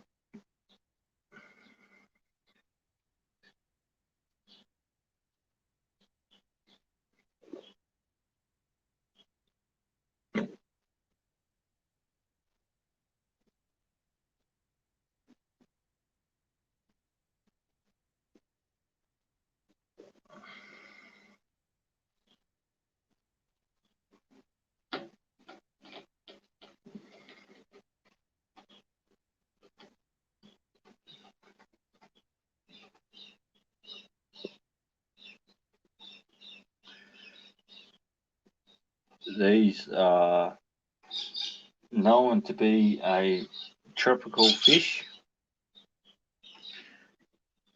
and I've got them breeding in a bathtub all year round. You're good, Wilco. Thanks for popping in, man. I keep forgetting about sharing the stream out on Discord for you. Everything's going good down here, man. How's things over your way, mate? I hope things are well. Hope the fan bam's doing good.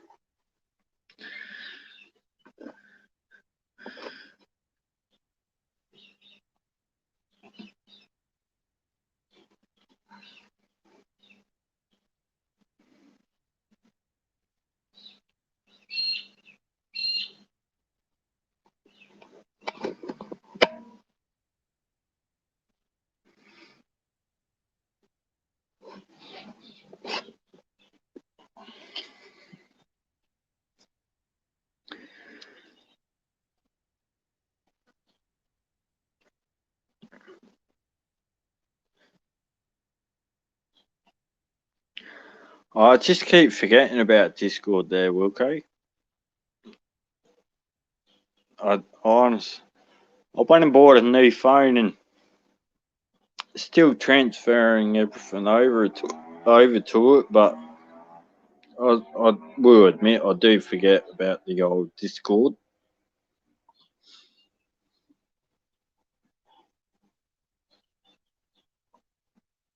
That's exactly right, man. Get in there next time. That's excellent, man. Everything's good your way. Yeah, man, this is one of the bathtubs out of 3 that I'm running. Don't mind the old hickarooning.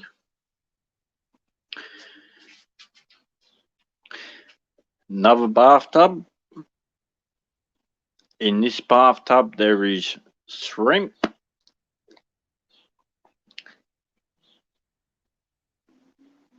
a whole lot of duckweed, and the other day, I'm spewing, I didn't get it on camera, but the other day, we saw a really, really weird creature in here today. The other day, it was like a spider.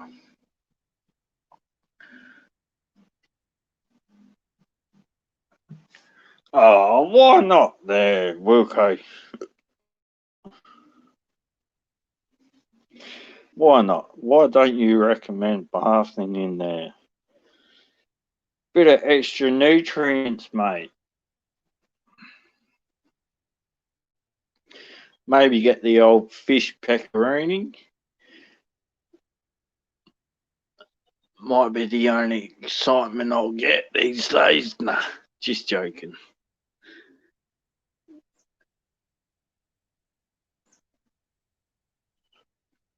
Yeah, bloody oath, man. Why not? Come out looking like the Hulk, just without the 6-pack. Just beer belly. Why not? You only live once, right? That's what they say.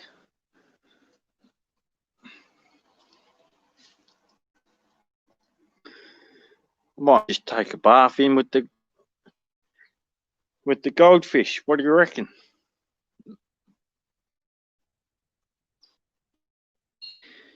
Just get in there and be all hanky-dory.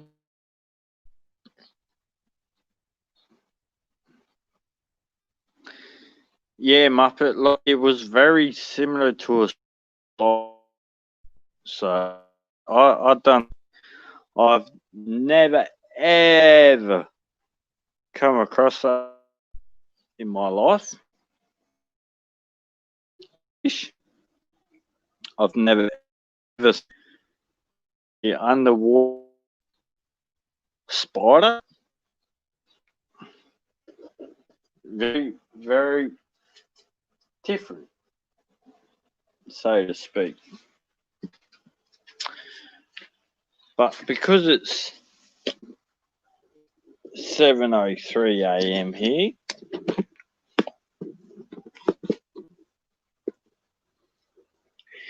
it's time to feed the fishies.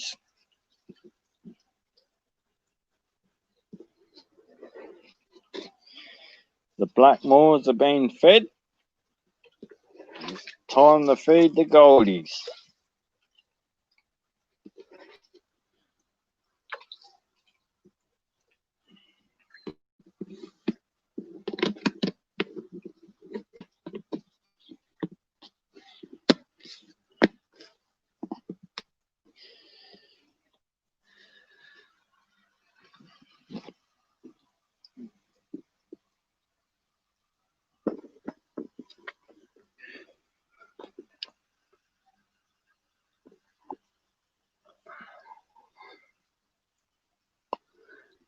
Good old Cooper's powwow.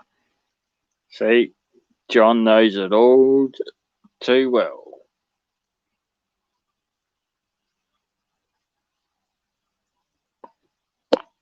Oh, you should have seen it last night, Muppet. When it was dark, I saw this dragonfly. I'm not gonna lie, I've never ever seen one like it before.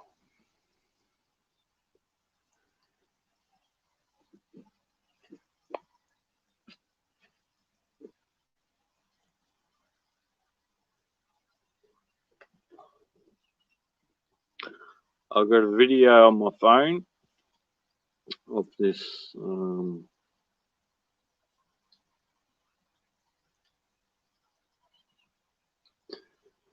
dragonfly.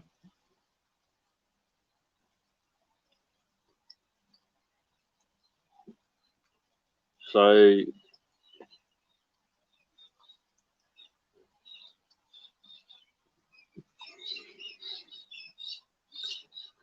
I will post it on my Instagram.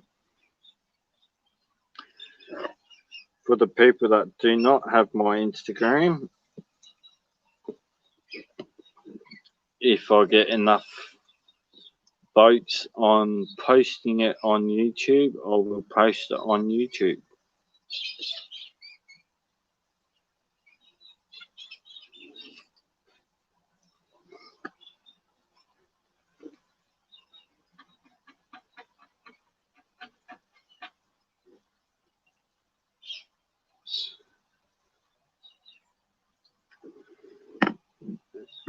And with that spider Muppet, I asked my my partner about it, and she hasn't ever heard of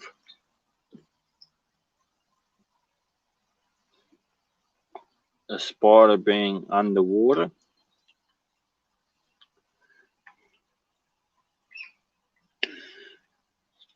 But yeah, that's a very nice drink there, John.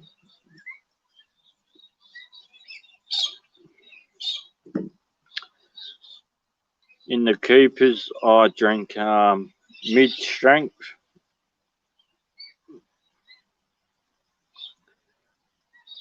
My very, very first beer was actually a Cooper's Pale Ale.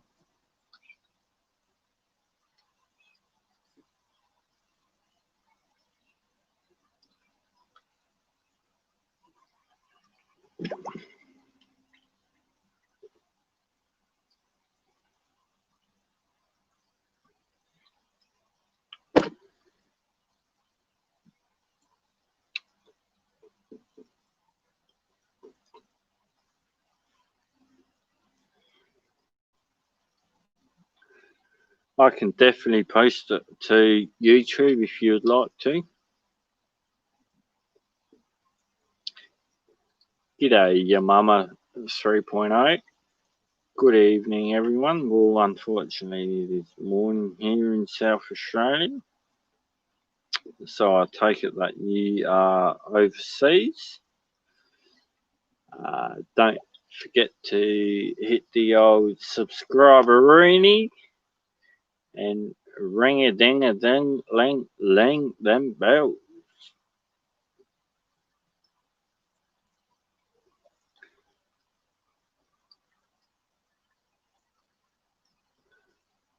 As you can see, here is what's sitting below is my goldfish.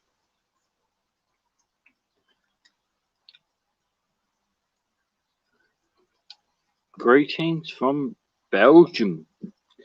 Well, greetings from Australia.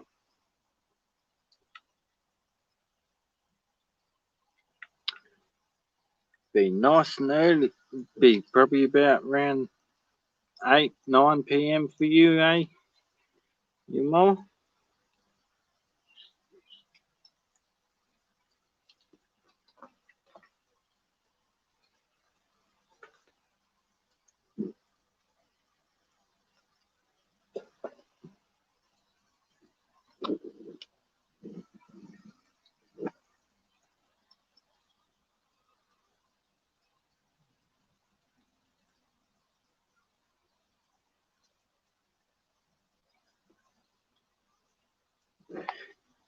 It is 9:40 p.m. for your mama. So your mama is obviously in the States where they're behind us.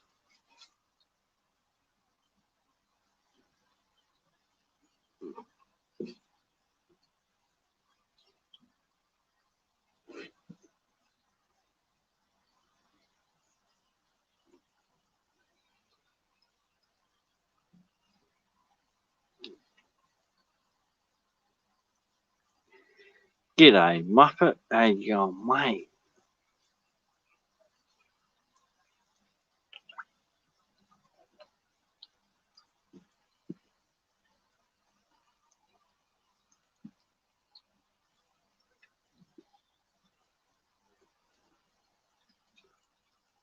So the reason why this kidney bean pump has kidney pond pump has air is because I've run an air hose from my shed all the way around my yard for these beautiful goldfish to have an air stone.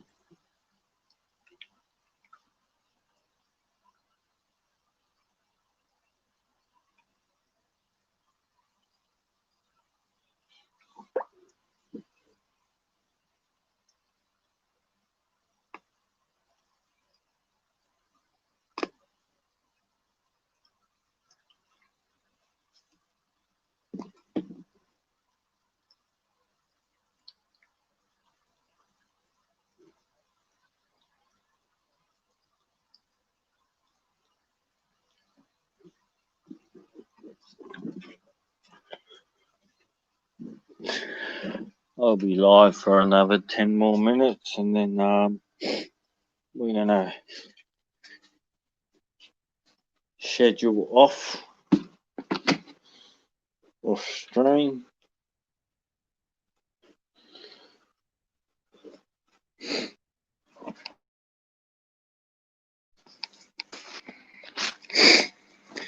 Yeah, that's exactly right, your mama.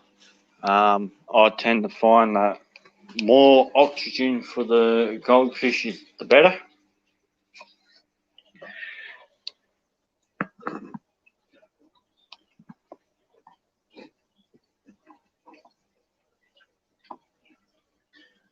I'll sit you above the yummy bathtub tank, sorry.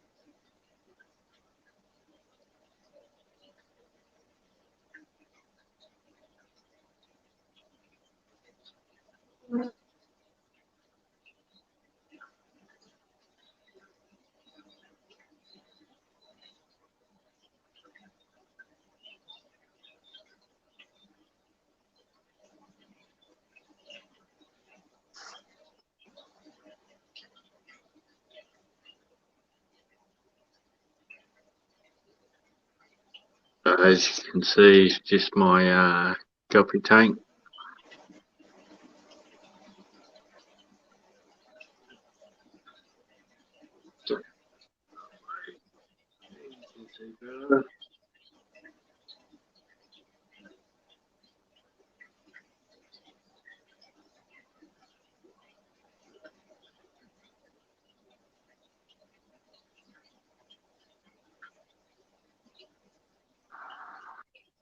Yep, that's right.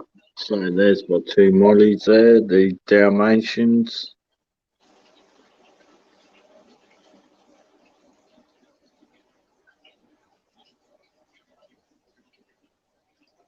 Do have more mollies currently in that tank there that I've got to sort out. I do hope to breed the mollies and angelfish in that tank, which will be pretty rewarding in my eyes.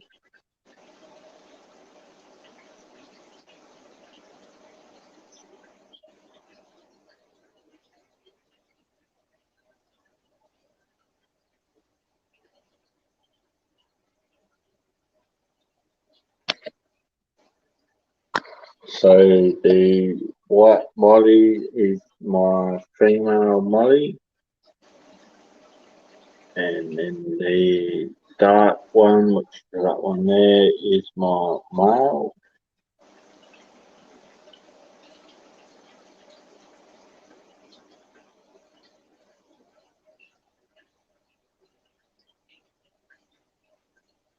There's two different batches in here, or a couple of different batches of guppies in here as well. As you can see, there's an two endler guppies in here as well. I have not had any babies from the endler guppies.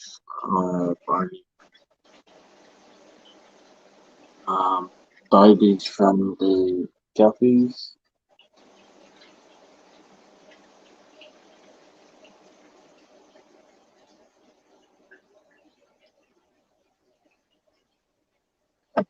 I do need to sort the blue stricter, which is this plant here, with half the leaves missing.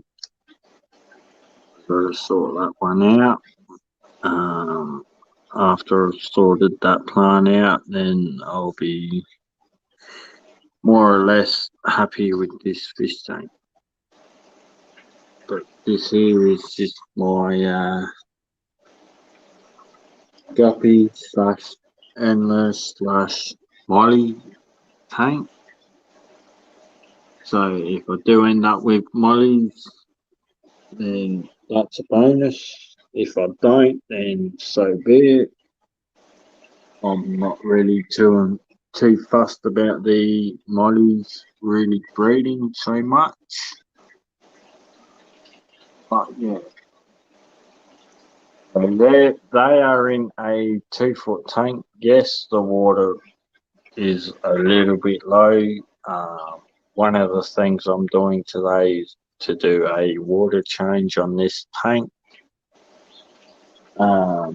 It is, unfortunately, it is a little bit different to outside. I'm having to run a hose out the front door and then fill up a 100-litre tub, and that sort of sorts out the guppy tank. Love the orange guppies, looking great. Thank you there, yo mama. When I first started guppies, I was never able to keep alive a guppy whatsoever, even though I was doing the correct things. Weekly water changes at a certain time and all that type of stuff. But after working out exactly what was going on, it turned out in being the fish from the actual fish store. Now, I was buying my guppies from the actual fish store, and most of them were dying, unfortunately. But after speaking to a subscriber, shout outs to the Plant Man South Australia. He's in the same town as myself, and obviously, because of the name, he deals with plants. He was able to donate to the Fish Boy channel some guppies, and ever since then, we've just had a big migrate of guppies, which is absolutely awesome because before we were never able to keep guppies, no matter what we did. Whether we made the water soft, made the water hard, it just did not matter. It just kept going to pear shape. So when I say pear shape, I'm meaning losing fish, which was never, ever, ever good. And I do agree with you, your mama and Muppet. The tank is looking absolutely crisp, 100% spotless. But to my degree, the tank is not spotless. The reason being is because I stay off here, where the sand meets the side of the glass and a lot of algae and fish poo build up.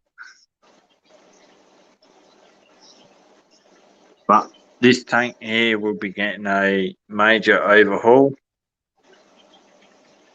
The tubes sitting on the table are what we managed to get from one of our sponsors, which is I'm highly grateful for. And big shout outs to my sponsor, Ashley Aquariums. Now, Ashley Aquariums is 110% local business, run by locals, supported by locals, as well as supported by Nathan Fishboy. Now, the reason why I support them is because they are willing to give back and help out Nathan Fishboy. Unlike some of the other fish stores currently in the town, they don't want to give nothing in return and still expect to pay full price. Now, one of the things that I tend to do is my number one golden rule is if you ever get babies, is to either donate them or sell them off to the fish store. Now, if I donate them to the fish store, I expect them to meet me in the middle. Mainly because I'm scratching their back. Because the reason why I say that is there is a lot of fish being brought back down from the capital cities down into country cities, and what I've noticed is once them fish brought back down to here, that they are already stressed out to the maximum, and then once they put them into the fish tanks, then they're even more stressed out.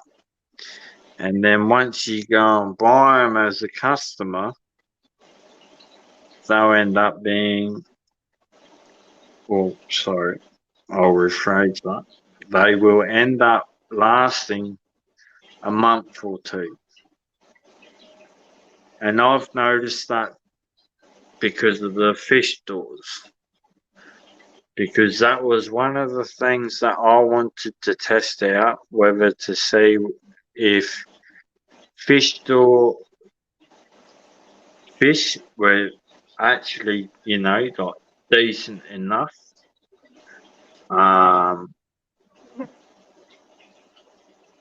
But if they weren't, then I would have passed on 'em.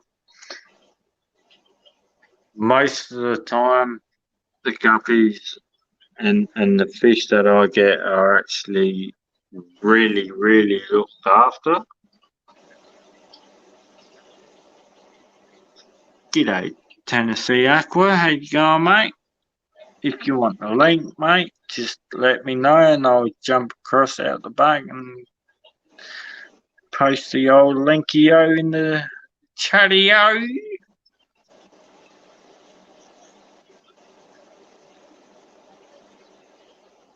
But as you can see, we've got quite a few different types of guppies in here. We've got endlers, we've got tuxedos, we've got bright reds, we've got endlers, we've got mollies. But the ones that really catch my eyes are the bright red ones. I am a big fan of red guppies. No worries there, Tennessee Aqua, mate. No worries, mate. You take your time, buddy. You do what you need to do. Reality comes first, as I always say.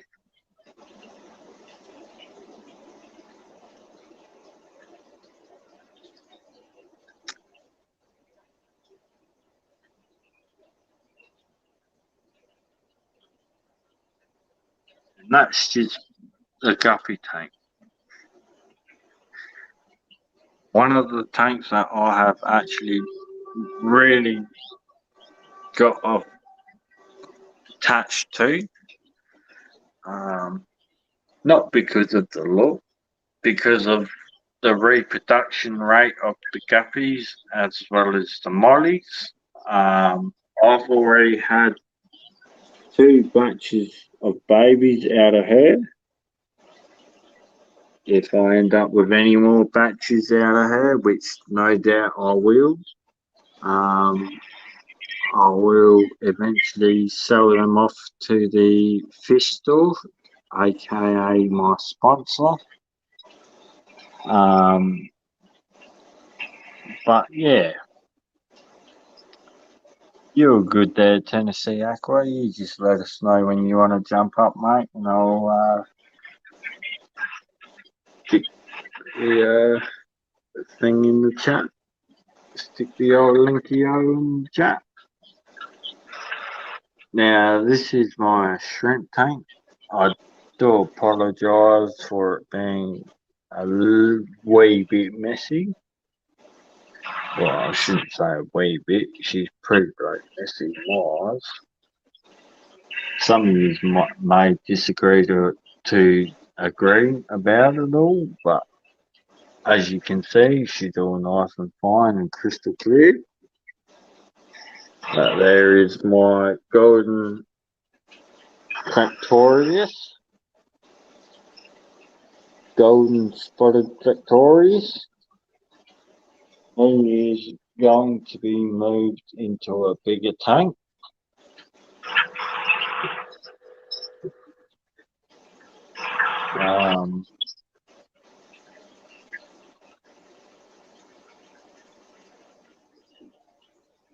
I do agree with you, Muppet.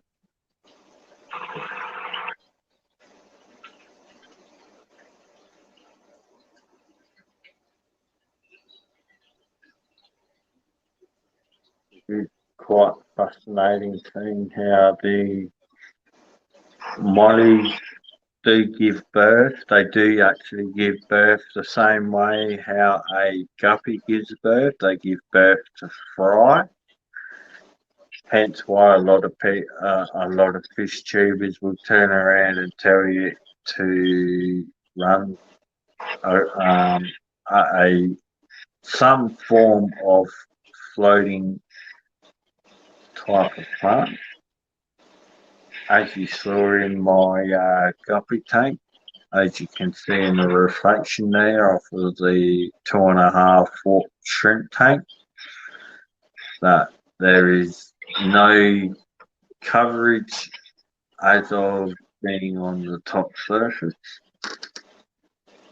The reason being is because I just haven't done it, and they've survived so far, so why should I change anything about that?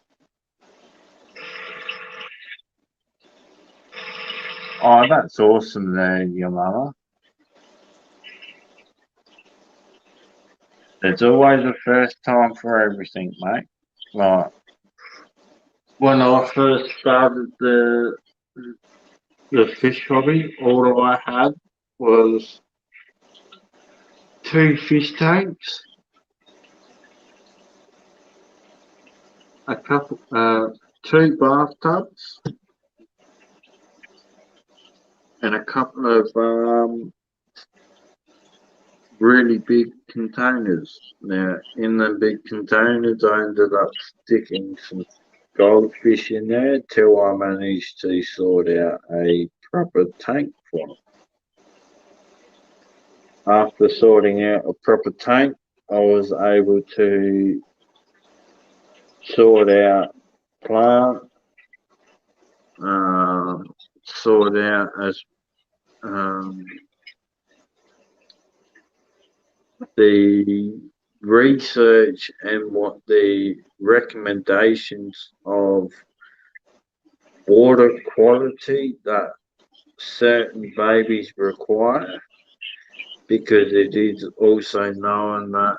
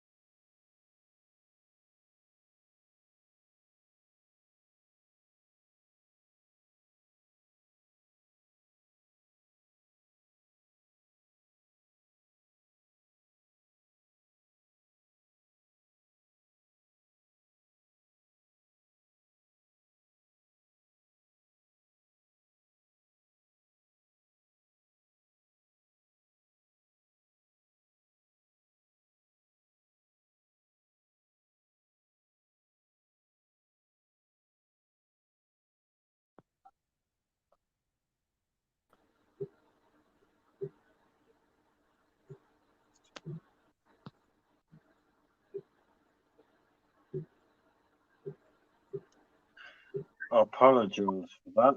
My phone ended up down dead.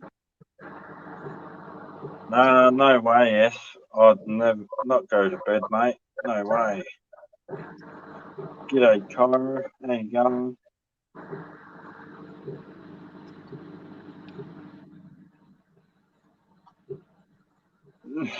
Didn't I just talk to some of you? Of course, mate. Of course.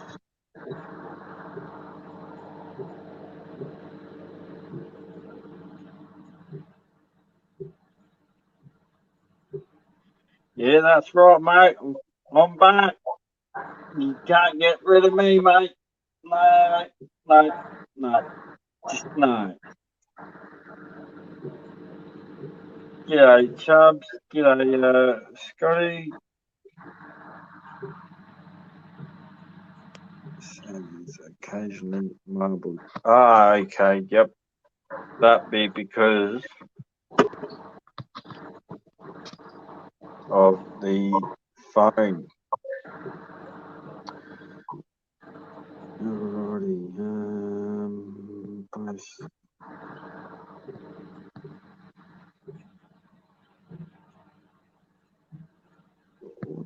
No.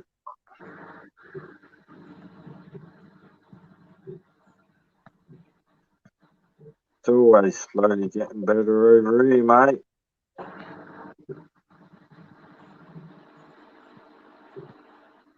Not that one.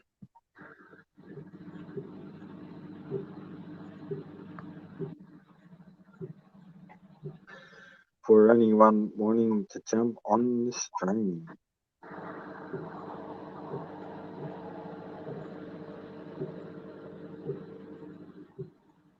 Nah, Scott, it's not you, mate. The joys of technology dying on you, mate. The way how she works these days.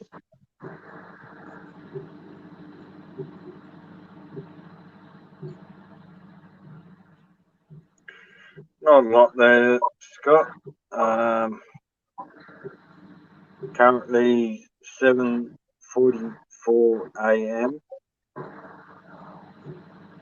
I have been awake for 24 hours. Why? Because we will not go into that one. I'll grab the other phone and I'll show you the fish tank.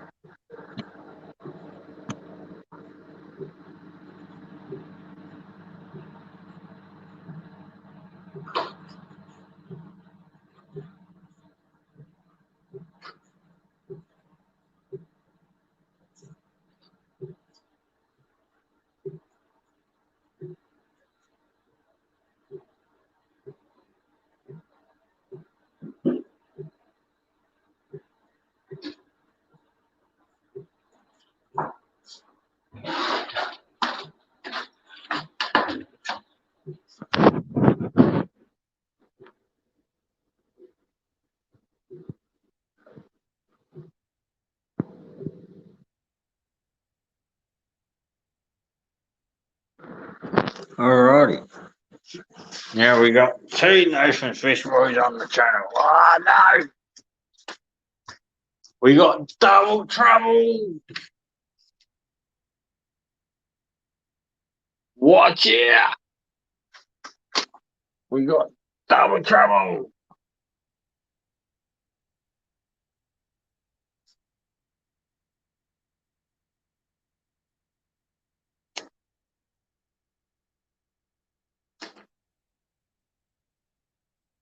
So to your question there, Kira, this is a yabby tub, or known as a bathtub, as is with yabbies.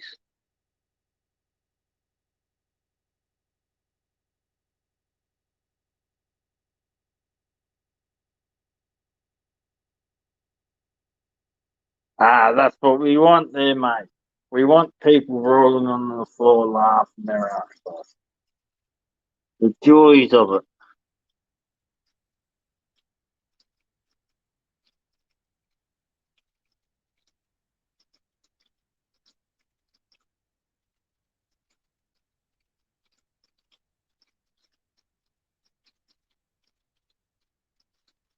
G'day, my number one fan.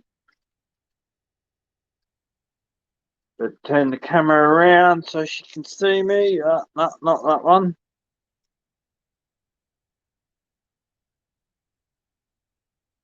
Hello.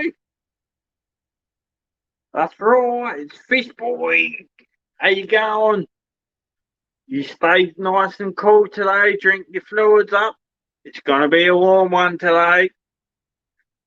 44 Celsius degrees, I reckon, which is around about the old 114 mark.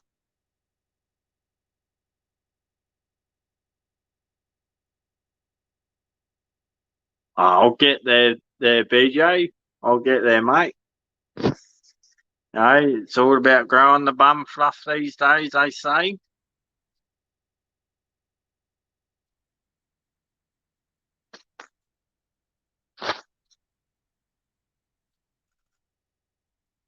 Overheard foederation. I like it. Yeah, no, that's the bathtub that you would have heard there.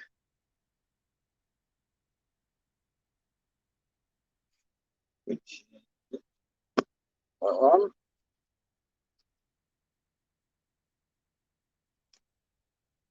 The old bathtub Ernie. That's exactly right, S. See, Beach 27. Take note. Take note. Beards are the keys to success. Without success, what do you got?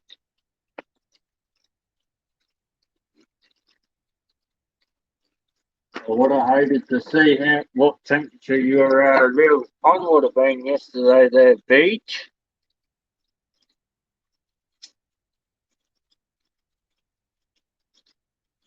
Your fish pond would have been pretty damn warm.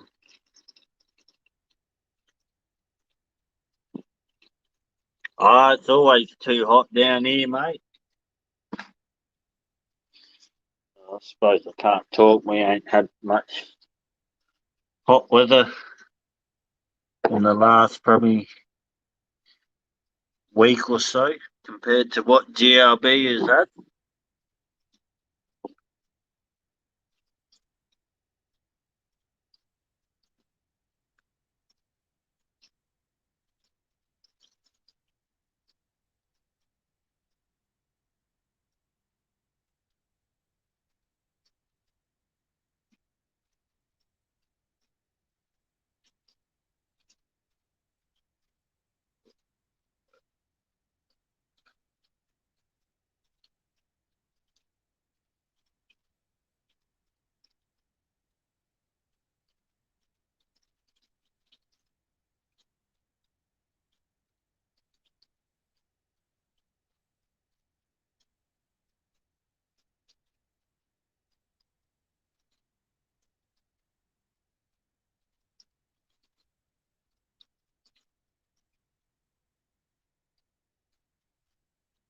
As you can see, this bathtub is nice and full.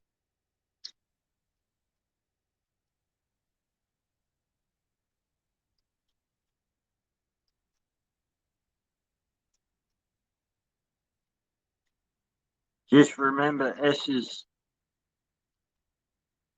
words, mate. Beards are key to success. G'day, Chewy Tuesday Prime. How you going, mate? We're going right down here in the bottom of the world. Unfortunately, today's going to be a stinking hot day. Well, I shouldn't say stinking hot. We've had a lot worse over the years, but today's meant to be 44 Celsius degrees, which is around about 114 to 115 Fahrenheit. To convert it over to a lot of the subscribers overseas.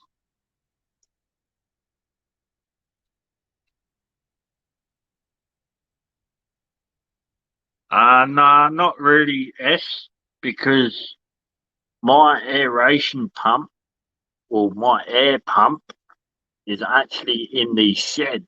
So once the shed heats up, unfortunately, it heats the tanks up, but nothing that a few water changes can sort out, and a whole lot of bottles of ice.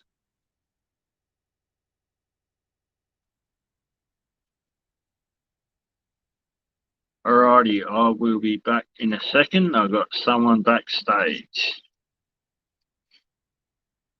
Bear with me for a second.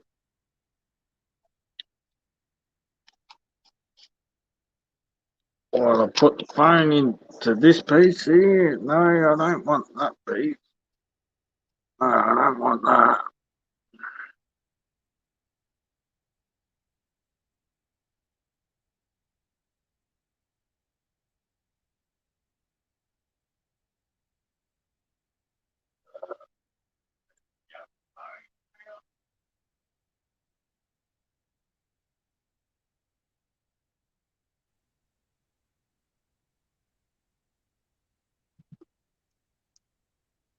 Hey, buddy.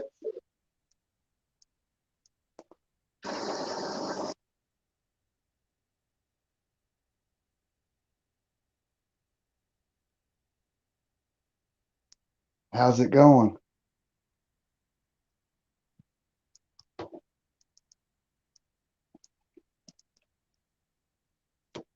It's going all right down here. Coming up at 8 a.m.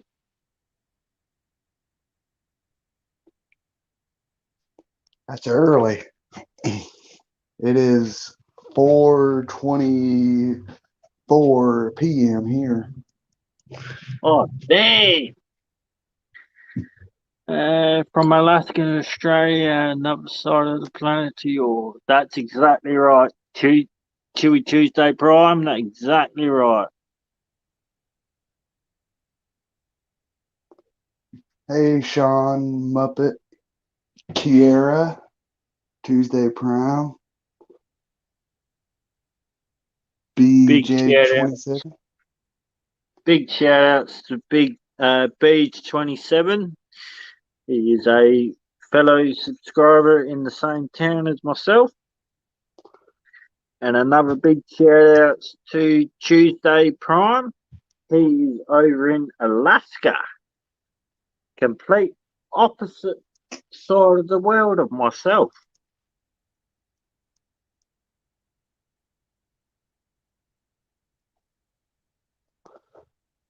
Just like Hey, yourself. Scott's Aquatics, how you doing?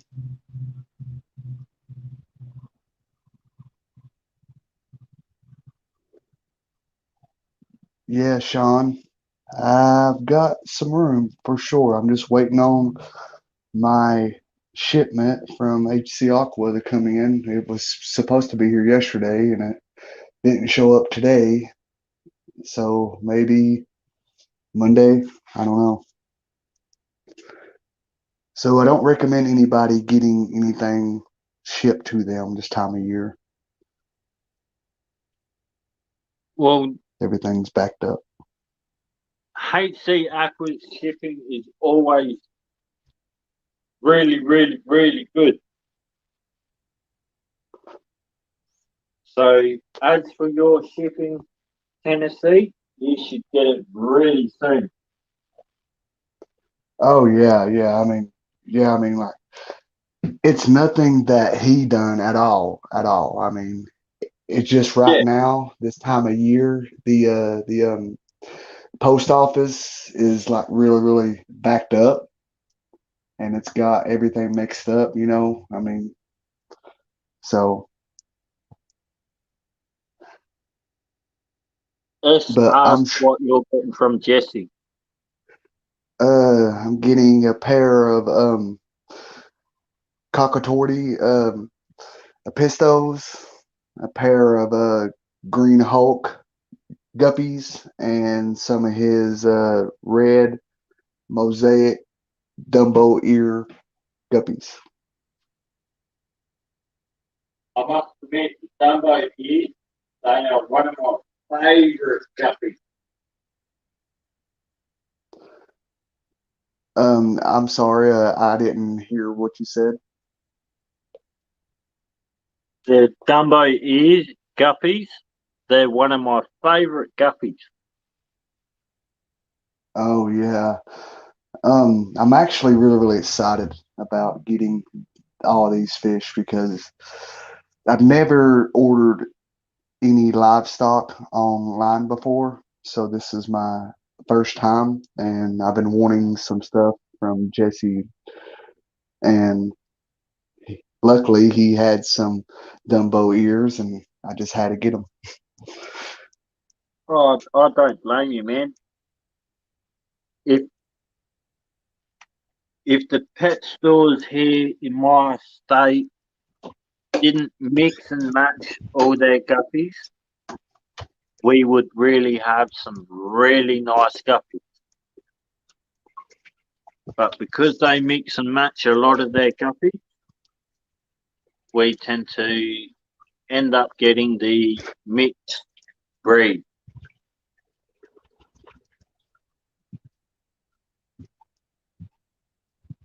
Oh yeah, yeah. Jesse, he just keeps all his separate, so I'm definitely going to keep all mine separate too to keep the line going. Yeah, and honestly, man, that's the best thing to do, because as soon as you mix them up, then that's the next lot of grades that you've got to worry about. You've got to worry about that grade has a really good survival rate. You know, they can stand whether it's a day or 2 days late of a water change or a filter change. Like, yeah.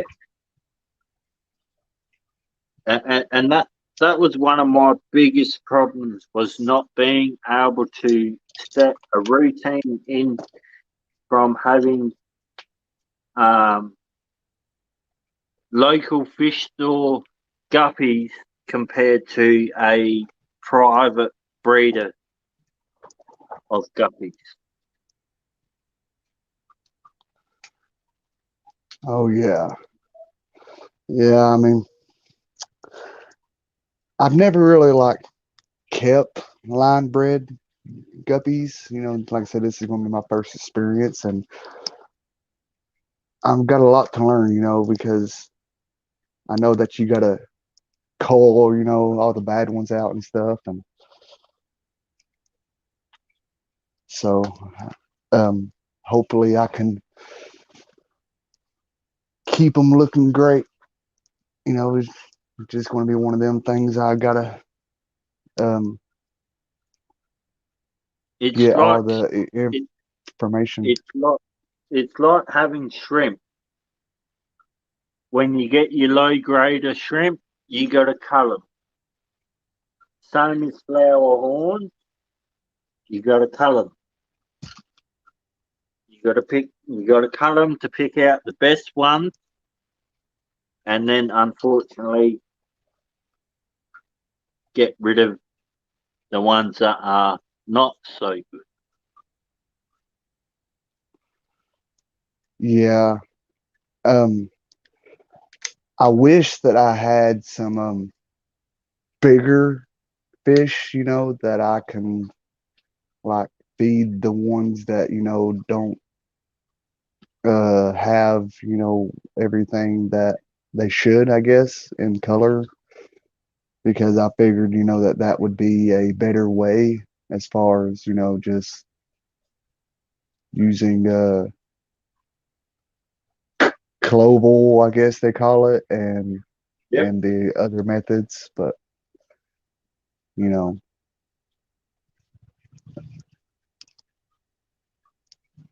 it's just one of them that it just has to be done. You know, I mean, like, you know, I'm sure that nobody likes to do that to fish, you know, but that's just how it's done, the people who actually do it. Exactly So, right. That's exactly right, Tennessee. You know, unfortunately, you do get your guppies that do need to be culled, and like you said, unfortunately, have to be taken care of. And as much as it hurts as a fish hobbyist in having to uh, dispose of that fish that has, whether it's a bent spine or a parasite or a internal organ problem or an internal problem. At the end of the day, the way how I see it is, you're doing the greater good for the fish aquarium keeping. Like I know for a fact that if I was to sell off a fish that had defects in it, I would be very upset. yes, I agree with you 100%. I mean, When it comes to breeding, my standard rate is if it's not 100%, it's nothing. And that's why I breed yabbies left, right, and centre. Because I find with crawfish or crawdads, the only way how you will have a defect is if the parent had a defect in themselves.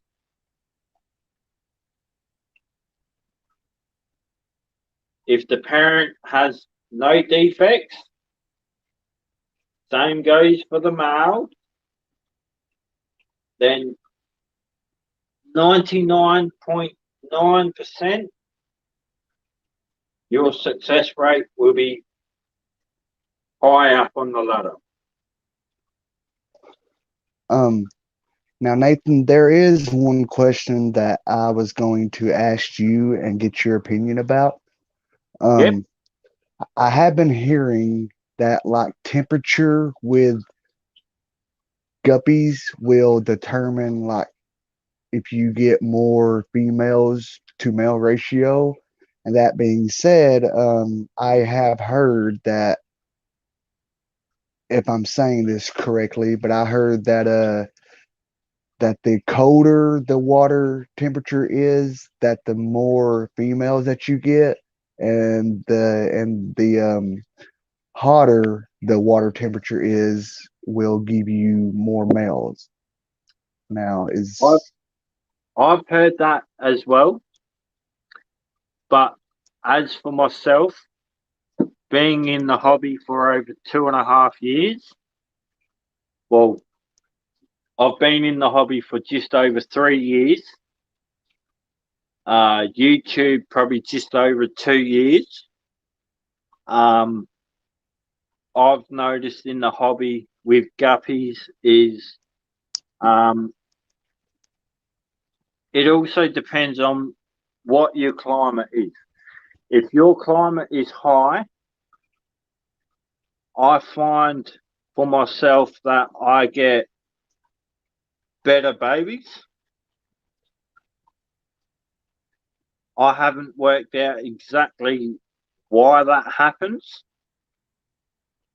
As for determining the sex of the guppy, well, as we all know, you cannot guess the sex of a guppy at a small, young age until they're, a little bit bigger, till when you can sex the guppy.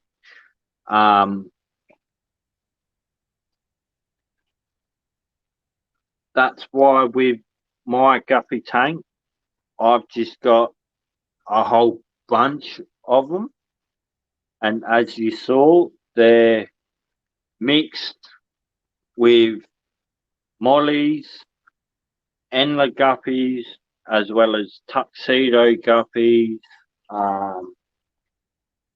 just your normal bright red guppies.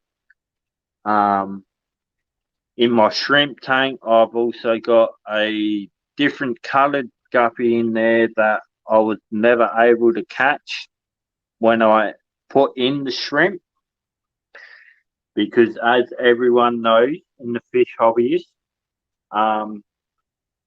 big fish eats little fish, exactly the same way with shrimp. A big fish will eat baby shrimp. And a adult guppy will eat baby shrimp.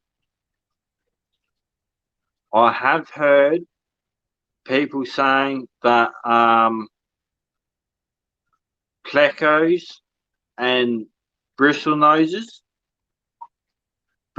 catfish attacking their guppies. But I've also heard remedies of that there's not enough bloodworms going through the cycle of the tank, of the feeding process. Now, I haven't determined the exact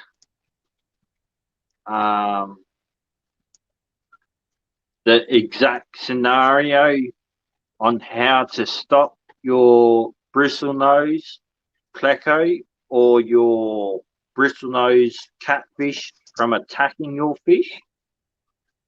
As you know yourself, in the previous stream, same as some of the viewers, Foxy Fishes, mega shout out to Foxy Fishes. She's the only person that I've known on YouTube to have extra large black moors.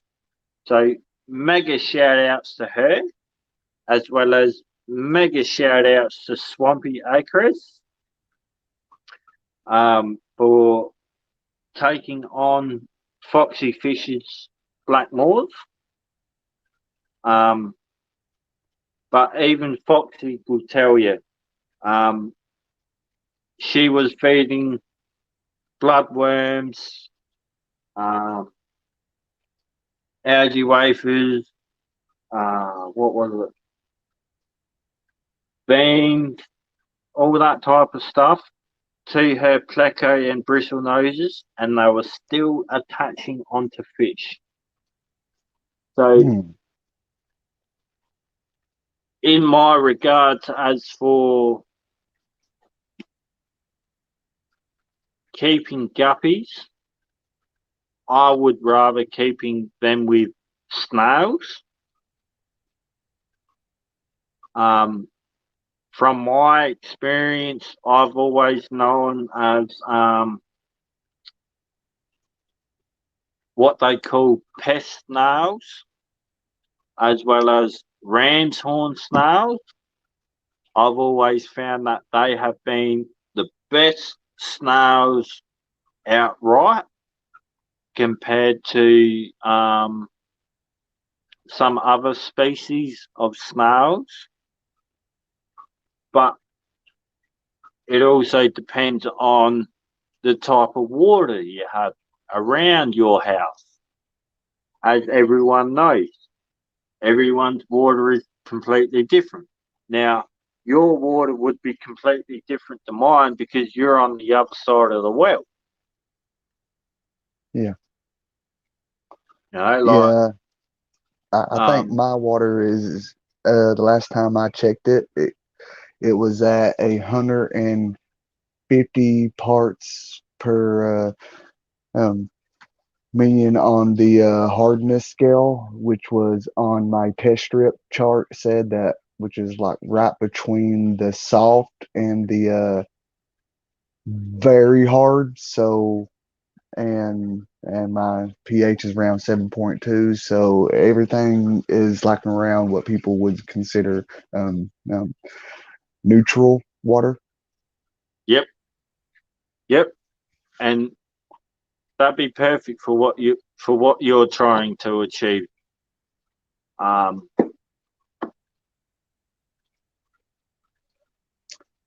Hey, Joey, Stephanie. You take care of your mama. You enjoy your movie. Enjoy your sleep. And we will catch you in the next one. Thank you very much for stopping by. G'day, Joey. How you going?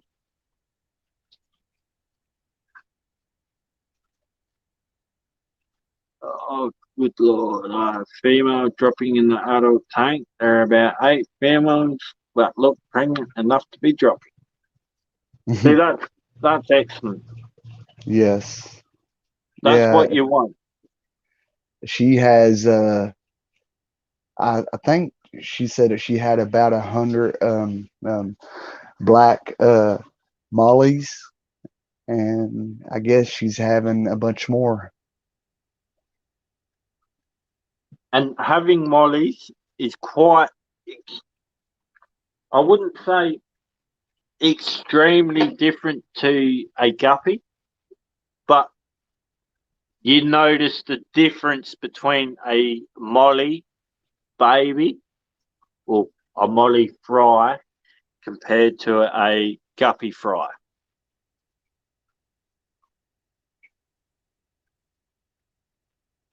Oh yeah, yeah. I've never actually kept mollies. I mean, If you can keep guppies, you can keep mollies. Put it that way. yeah.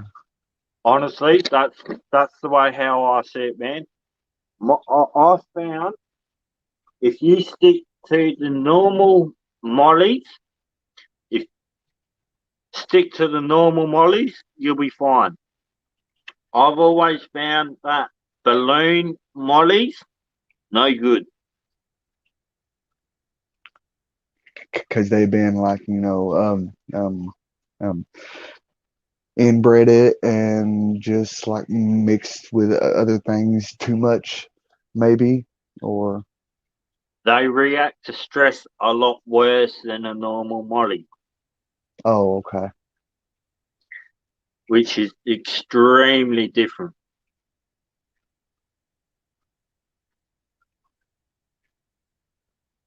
I'm hearing you there, Cara. I will admit black mollies are one of my favourite things. Whether that's because I've got the black moors, I do not know. But at the same time, I'm trying to cut back on tank at the moment because my rainwater supply is running extremely low. Hmm.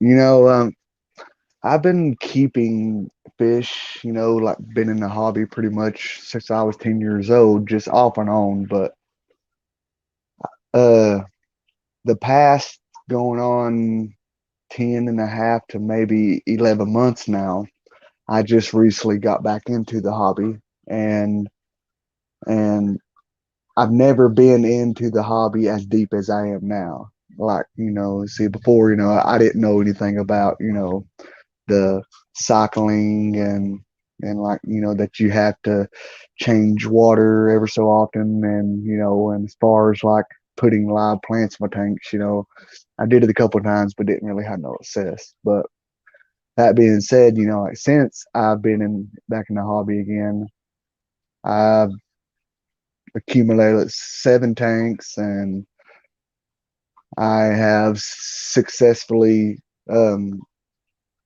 bred what they call salt and pepper corridoras, and I just got through harvesting about 25 to 30 eggs today that they laid for me, and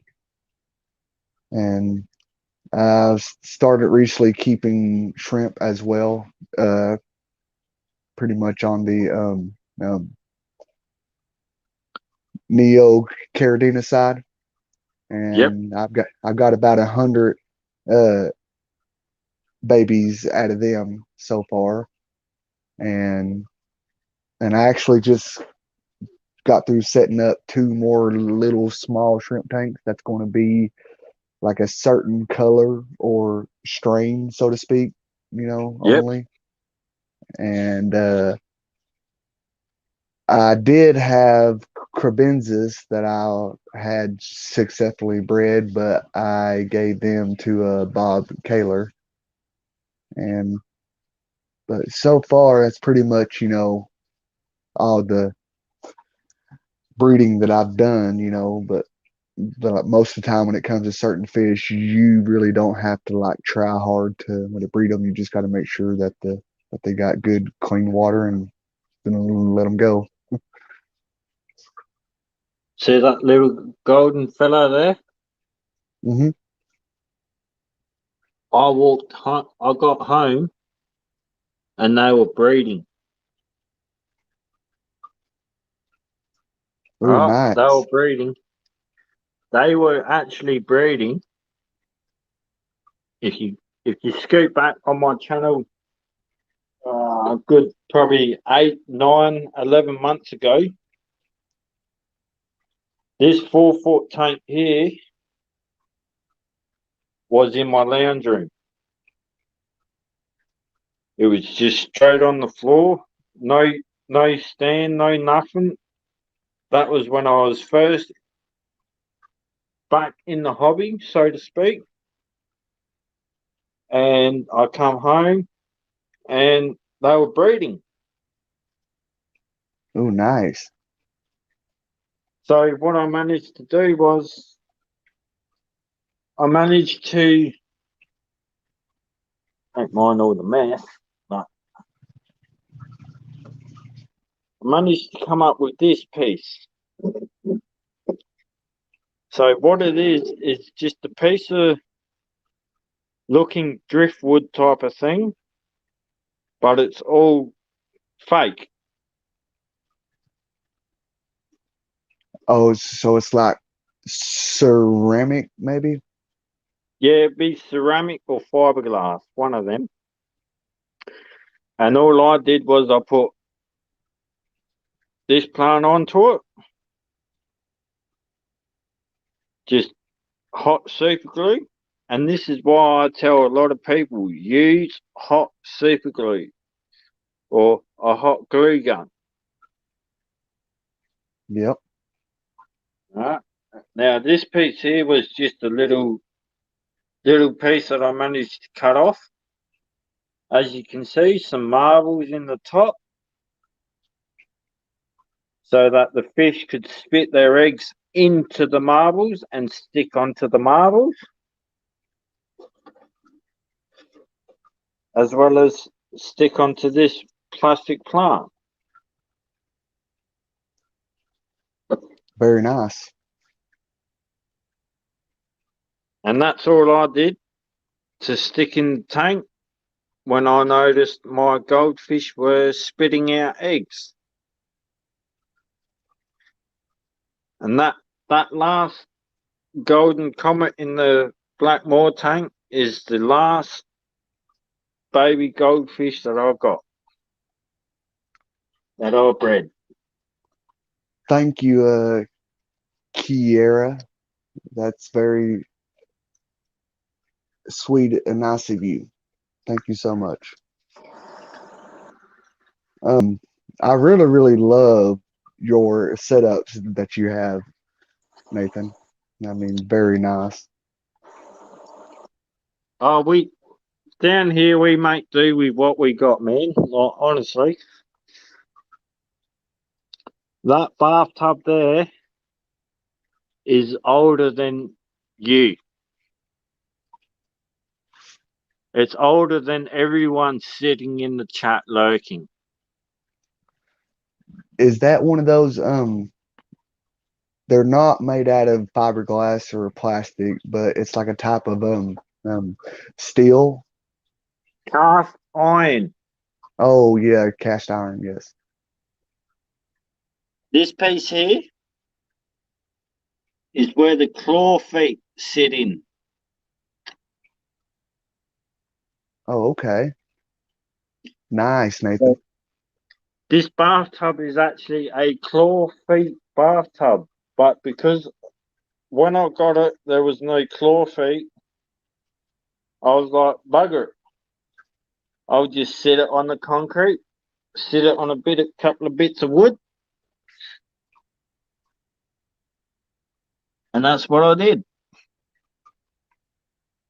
Sit her on some wood, couple of bricks next to her, and she's holding 200 plus litres of water. Very nice. I absolutely love that ideal. And I love the type of filtration that you went with that as well.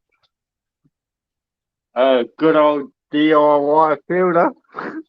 Oh, yes. I mean, to be honest with you, I would rather have that kind of filtration than I would of like buying one of those pumps that comes with like a sponge and everything in it, you know, that's made for like a pond. Because that one right there would last twice as long as far as like having to maintain it and keep your water a lot cleaner, you know, Yeah. especially if you had the right, you know, like media and sponges in there. That pump there pumps out 3,000 litres per hour. Daggone. That's a lot. Now, I'll show, because I love showing everyone the DIY filter I built. Now, when I went about this, I was still learning about this type of stuff. Hence why that piece there. Now, that piece there is only a 20 mil PVC pipe. The brick is sitting on the PVC pipe. Only reason why she's sitting on the PVC pipe is to push it down. All right. So, all right. I love it. Brick up.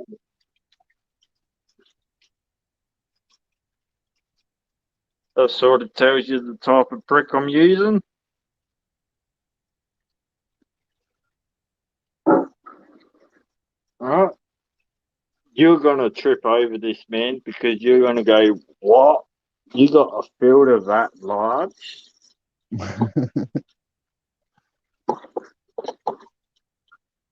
All right. If you don't mind, I may have to use your ideal there when I do my outside tubbing this year when it starts hitting springtime. More than welcome to share my knowledge off to you, mate.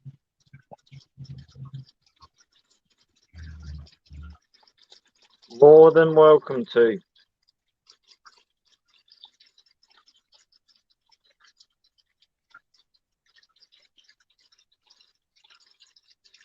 And we're not even getting to the best bit yet. Look at that. Bit of algae wafer just sitting there going to waste. Oh yeah. Now those sponges that you just moved, are those the type of carbon and sponges and stuff, you know, that takes out like your certain like nitrates and like ammonia and stuff? So You this get those one here pads? is a nitrite pad. Mhm. This one here is a nitrate pad.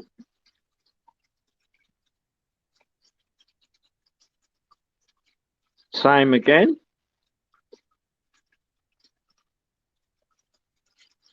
This piece here is what they call a flourishing pad. Oh, okay. So you know how you get filter wall? Yes. Exactly like that, just in a pad. That's Very all nice. that is. All right, and that's Aqua One. I find Aqua One stuff is the best. That's the size of the filter. Oh my goodness. Where would someone get something that big at? I got that from my fish store. Oh man, I would love to find some pieces like that. My thumb is on the corner of the pad.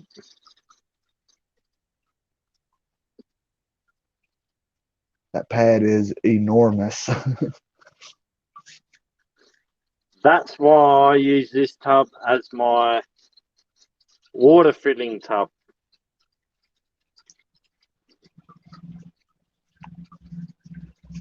So these here are media trays. Wow. I'm gonna have So to get me some of them. instead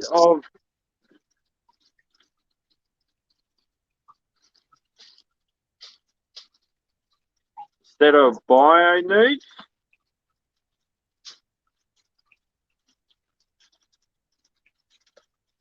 this here does the exact same thing.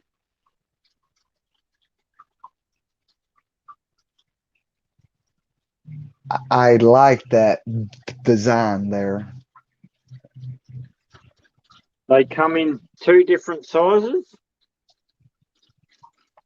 That little one I showed you was the small. I'll put this over to the side. Got this filter here out the way. Got the ammonia filters out the way. And as you can see, they're filled full of snot.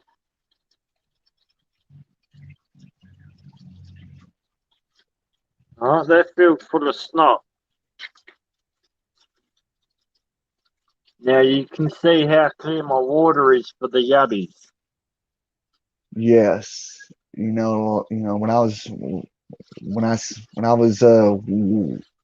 checking out with the tub deal there, I was thinking that water is clear. I mean, it is as clean as it can be. I mean, actually, that filtration could possibly run that tub and probably about 5 more tanks, I would say, as much filtration you have there, which is I Yeah, just absolutely love that design that you've done right there. I mean, fantastic. this is ready to go for another 6 more months.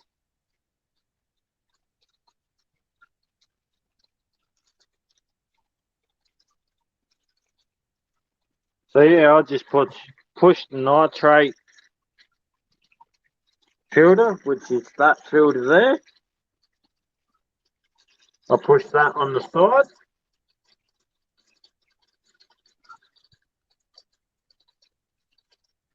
I'll make it grip into the blue sponge.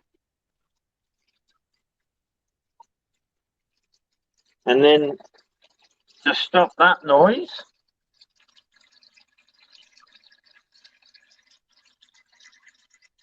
media tray. Now, I have 2 small media trays. Stick that one there. That one there.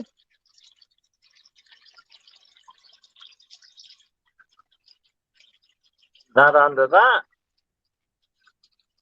Put the lid on. Walk away. I love it. I mean, you did a great job on that.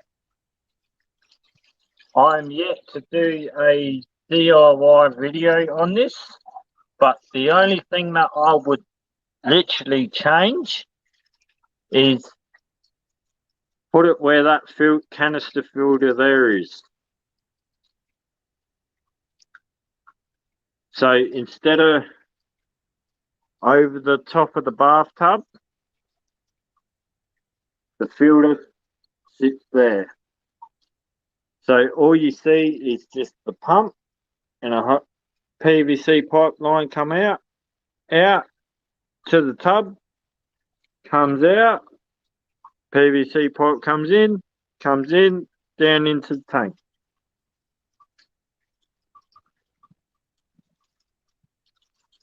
Very nice. I mean, These are the bigger I'm gonna have to use that. media trays.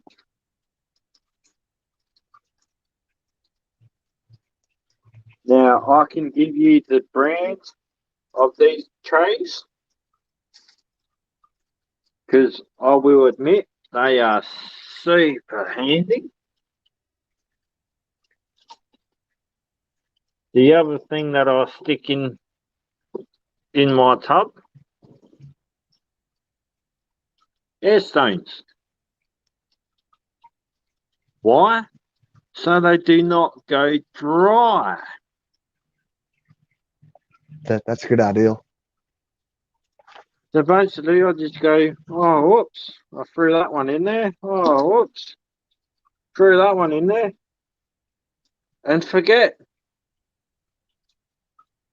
When I go to set up a new tank, I walk over.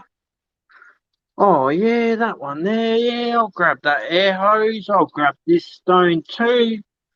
Oh, yeah. Yeah. Oh, no. Oh, yeah, no. Oh, yeah, no. Oh, I've got to put some more extra hose on that one. Oh, yeah, no. Oh, yeah, no. And off she goes.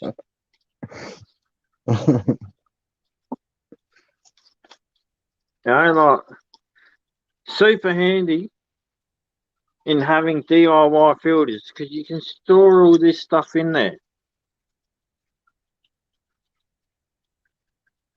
Right? All my air stones in this DIY filter are ready to go straight into a brand new tank. Catch you later. I don't want to ever pull you out again. Hey, Priscilla, I hope you have a good day at work. Good morning, Priscilla. Please don't try to kill nobody today, honey.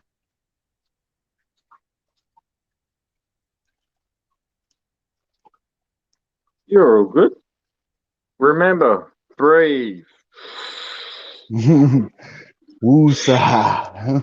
That's right. You gotta remember, rub them Earios. You do not rub them Earios. You're not doing it right.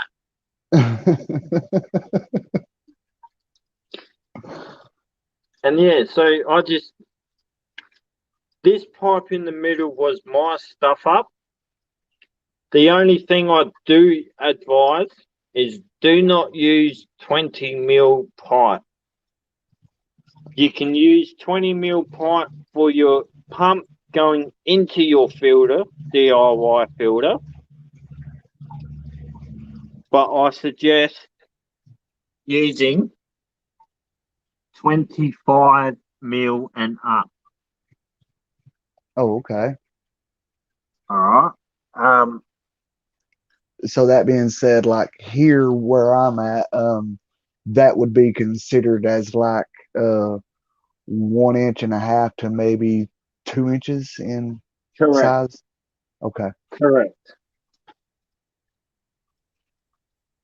Yep. That's my only stuff up I did with this filter. I used 20mm pipe there going down thinking, oh yeah, I'll get away with that. And turned out I did not get away with it. I ended up water coming up through the lid, pouring over the overside. Oh boy. You know, that's what I love about the hobby itself because like there is so many things that like you can do and there's so many different, you know, like the designs or whatever as far as your filtration goes. I mean, it is just pretty much just come up with something that you can think in your head and if it doesn't Mhm. work out the way that you hope so, then you can always change it up. I mean, just like there's so many people has different ideals that all that matter is that the outcome is the same as far as making sure that you are giving your um, pet fish the right water that they need. That's exactly right. And if you look, I'm not using one set of bulkheads on my DIY filter. Oh, I see that. So, oh, I see what you did. You just used silicone. So I use silicon, but I did the dodgy work, mate. Right? Now, do you see that black sitting there underneath? I do. Yes. Right? Now, that black is actually bike tube. So you know what you get, you know what your push bike tubes are? Yes. That's all I used. Ooh, nice. No whatsoever rubber fittings or whatsoever. You know, I'm just wondering if a person, like if they wanted to use if I don't mess up the word, but they're called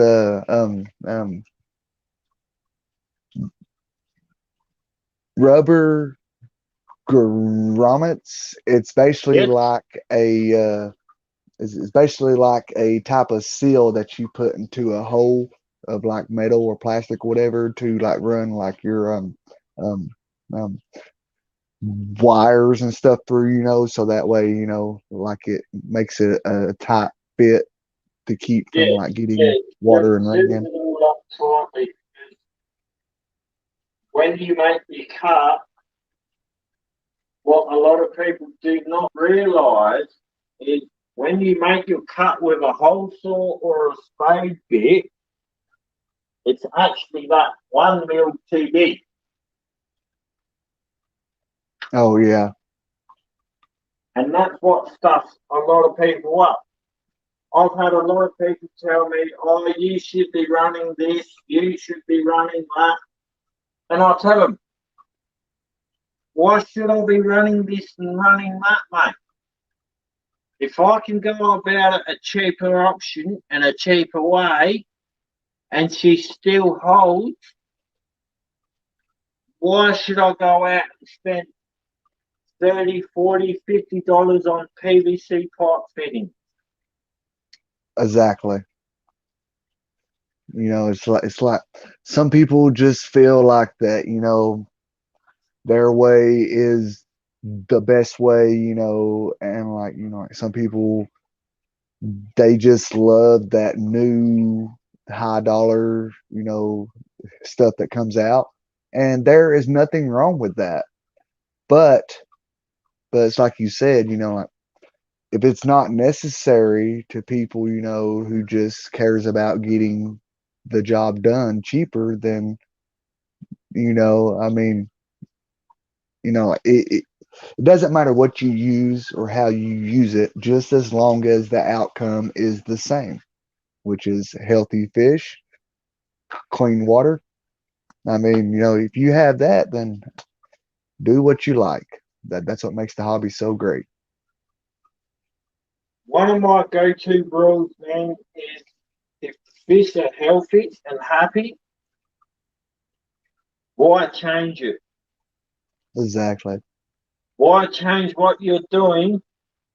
And after you've changed what you're doing, and you find out that your fish are getting more sick, end up with more parasites or internal problems, then why change what you're doing for that fish? Exactly. Hey, Catfish Terry. Nice to see you, buddy. Yeah, Terry, how you going, man? Of course, mate, we're still cruising along, mate. Like I said, no sleep for the weekend. Man, your tanks are immaculate. I mean, they're just as clean as they can be. I mean, what is your secret to like not having like a um, dingy type looking tank? Nah, see, when I look at the Blackmore tank, it's a little bit murky. But on camera, it would make it out like it's not murky.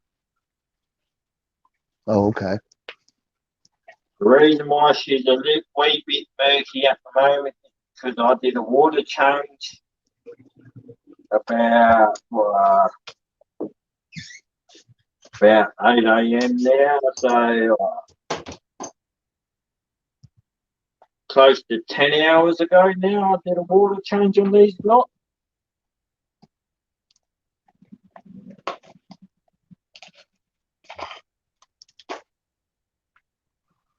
Well, I can tell that your fish is very healthy and happy. That's for sure. My fish outside are very happy and healthy. My fish inside, they're healthy and happy, but nowhere as clear as what the outside tanks are.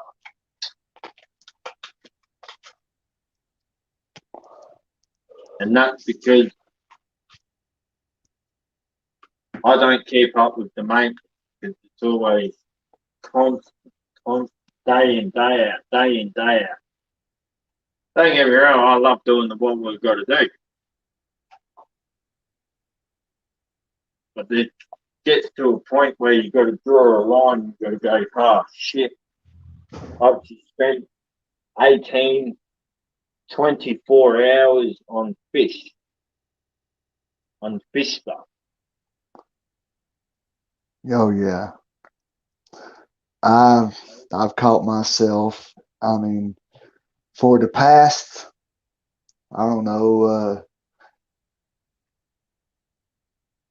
7 months, maybe 8, I have done nothing but watch YouTube. You know, I mean, I really didn't know that there was such a huge fish fam, as some might call it, on YouTube like it is. I mean, there's so many good, nice, and very knowledgeable people, you know, There, that that at one point in time I didn't know existed, you know, yep, and yep. it's just so nice to finally find people who actually enjoys it as much as I do, and then some, and it's just nice to get to talk, you know, with all the great people and stuff that I have met,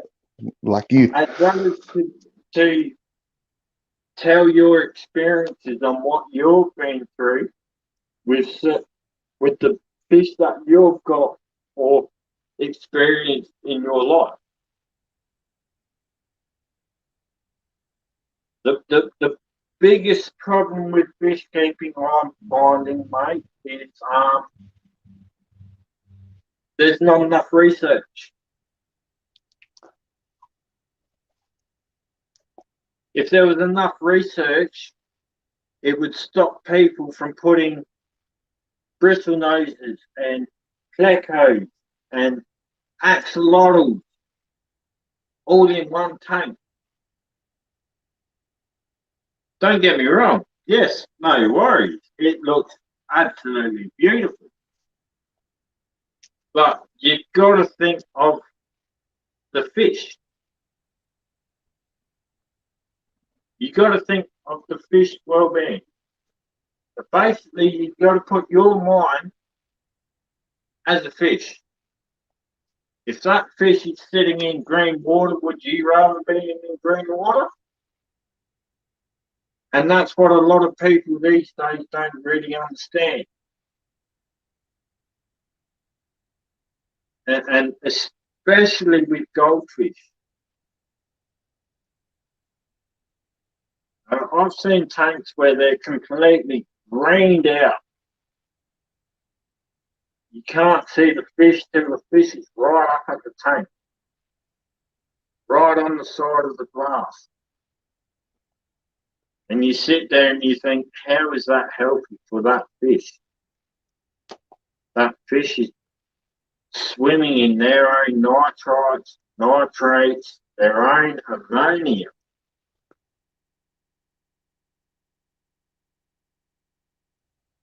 You know, I've seen fish. I've even had a go at people where they've kept fish in complete green out water, and I've said to them, that's not healthy for a fish, mate. And they're like, well, they're growing, they're healthy. And I keep saying to them, how do you know they're healthy?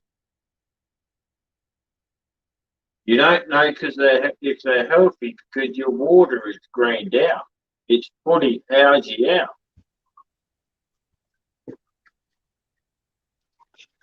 right. Well, you know, that is one of the issues that I've had, you know, from the get-go, and I still have a lot to learn. I mean, like, I find myself, you know, like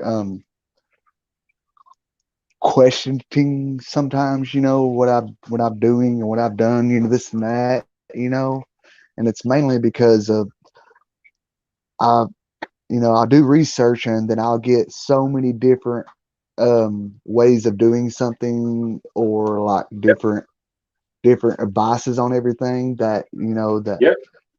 you know, and like I caught myself actually doing research, and then I will do what I, you know, found out, you know, like uh, Google whatever about a fish and everything, and sometimes it's not exactly right, that I'd have to change it up and this and that. So that being said, what I have found is like to just try to take all the information that you can get and just come up with one solution to sort of combine it all, I guess, and just, you know, just trial, just do like a trial by error type thing and just see what works the best, you know.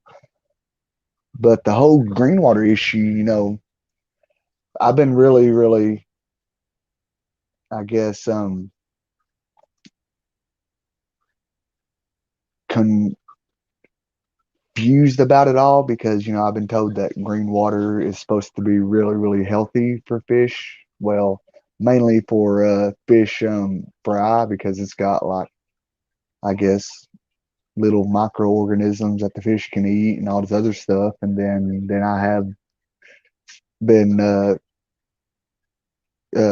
seeing on some sites that, you know, that it's not healthy. So I'm just really do not know, you know, as far as that goes, you know.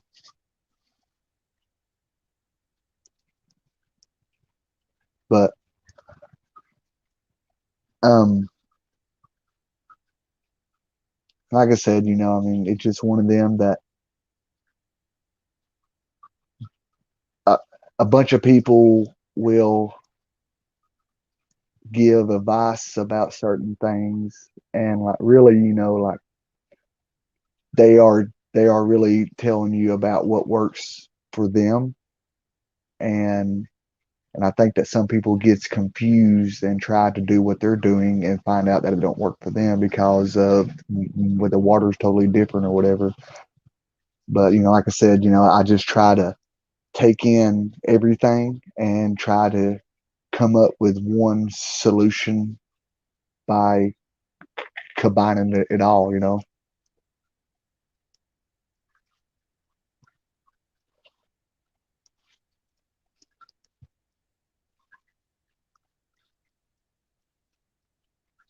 Yeah, well, that's exactly right, man. Like what will work for me might not work for yourself, and that's the part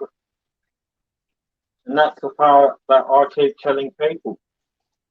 What will work for you, what will work for me might not work for you, but at least you've got an idea what to go or how to go about it all.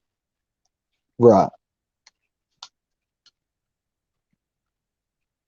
Right? The other day, I found probably about 200 shrimp sitting in my canister filter for my shrimp tank. The cheeky buggies were going up the hose of the canister filter of the outgoing from the tank. And it's like,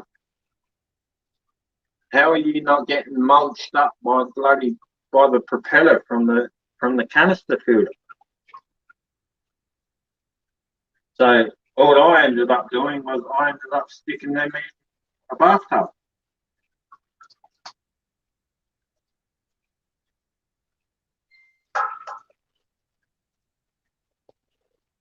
That's a good idea. I mean, if I had an old bathtub laying around, I would definitely use that. Because I just recently went and got me a 150-gallon tub. That is, I think, is used for like troughs for like livestock, and that is going to be one of my tubs. And I got a couple more plastic barrels that I'm going to use too. But I'm still on the fence about what I'm going to use for filtration. I mean, I think I'm just going to use sponge filters just to try it at first, or make like a smaller version of what you have, just so that way I'm not using a lot of power to do it.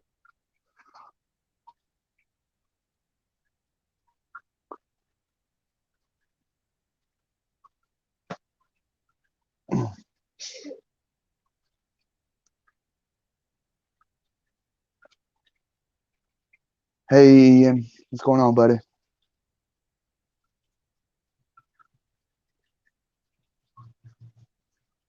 Oh, g'day, Ian.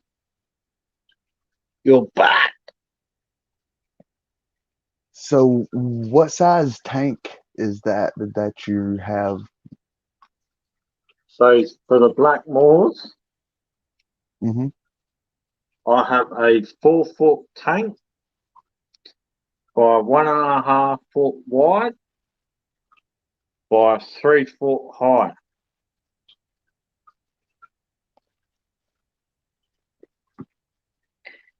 This It's holds nice. the Blackmore tank holds about 220 odd litres, 220 to 250 litres of water, which is around about the in between 50 gallon and 90 gallon.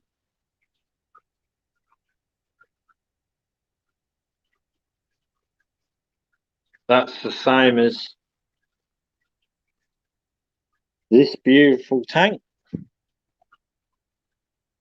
That tank there holds around the same amount of volume of water.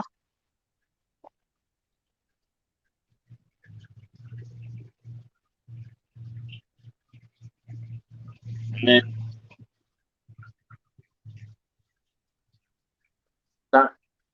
tank there that the silver dollars are in is a 4-foot tank by 1.5 foot wide by 2 foot high.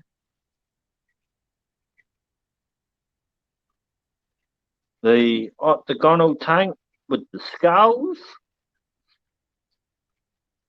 Gotta love the skulls. Yes, they're nice. That tank, this tank here is about probably 30 gallons.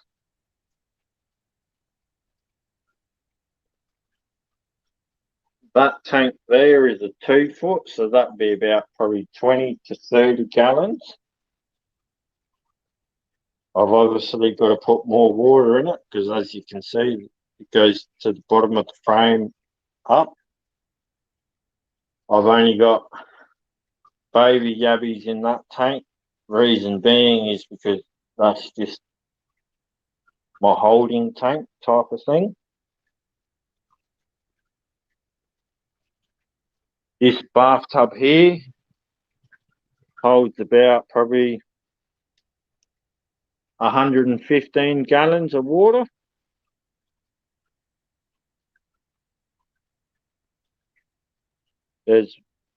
She's about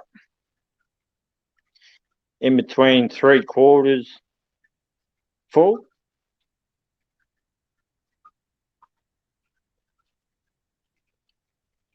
Then I'll put the camera on me.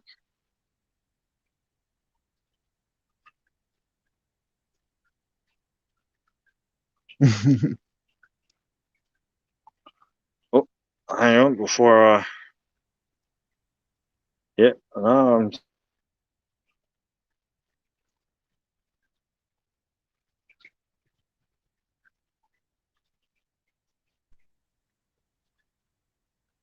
sorry about that. It is a bit bright for my eyes because today's meant to be stinking warm.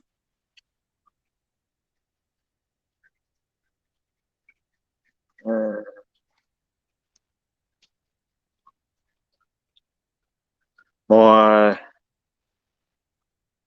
kidney pond here is 6 foot long. I can actually put my head, I've actually got a photo on my phone where I stuck my head right here and I put my body all the way around to the other side, and I was literally laying on my side in the water in the kidney pond. That's a nice sized pond. And funny it is though, have a guess how much I picked this pond up for.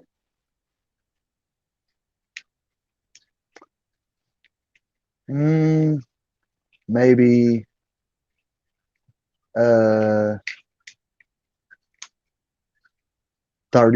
maybe, I want to say. Keep going. $100.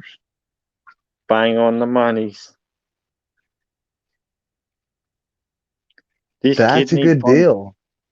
This pond alone, this pond here comes in 3 stages. So this is the bottom stage. The second stage sits on the side and runs into it. So it creates a flow going down, not like that type of thing. If you set it up the way how you should be setting it up, but as we go down here in Australia, we use whatever we can use.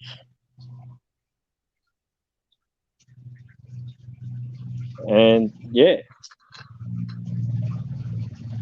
And then from that there, have in mind this kidney pond has about probably 30 odd goldfish in there.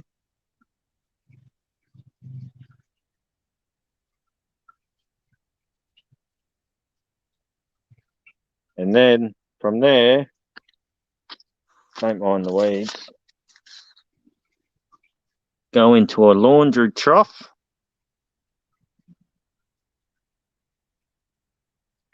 So this trough here was a actual laundry sink. And all I did was siliconed the main pipe running out the bottom.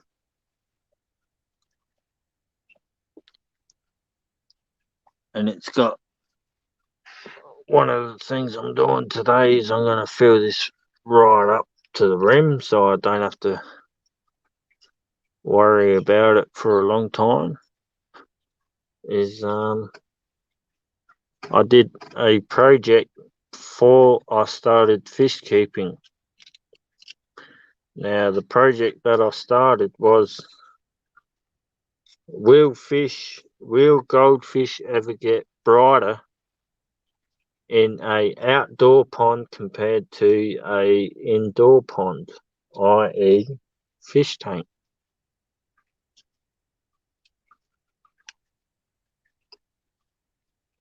I can definitely tell that those that you have in there are pretty bright. I mean, they look really good. And all I do, this is all I do.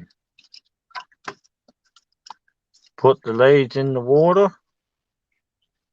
to my water lily, scrape off all the aphids, and perfect source of food for goldfish.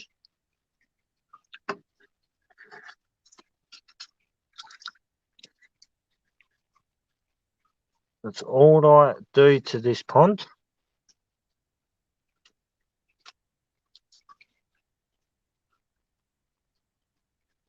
I don't trim it. I don't do anything. Let it all grow itself. That plant there is a banana lily.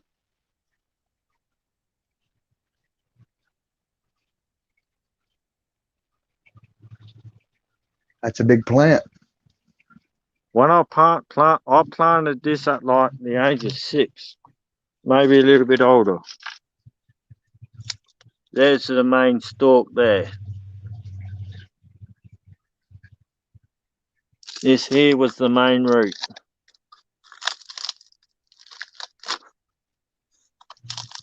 And as you can see, she's still green.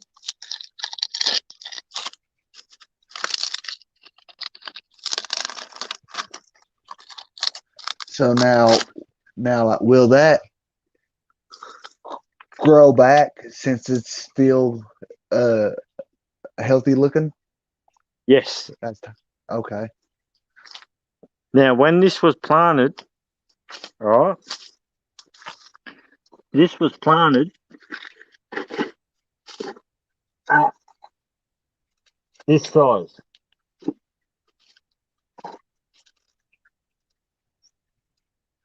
That's the size it was planted at.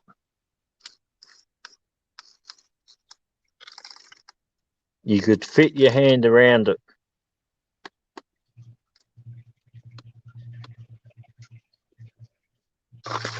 Now, this plant here is well over 20 odd years of age.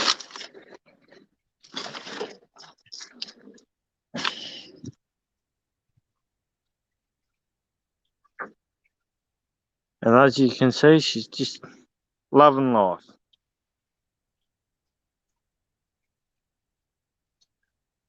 Thanks, Kira. You know, it is pretty amazing how plants will actually live as long as they do, as long as they have the right fertilization that they need. You know, that is one thing that I was wondering, you know, when I first got back into the hobby, when I first started using live plants, is like, what is the life span of each plant that you get? And And from what I found, that if you give them everything that they need, that they just last and last. If you give them the right nutrients, they will.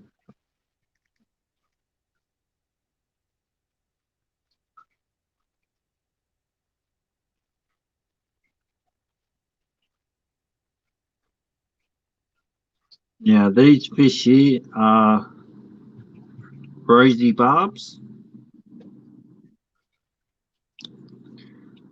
I'll try and hand catch one and I'll show you exactly what they look like.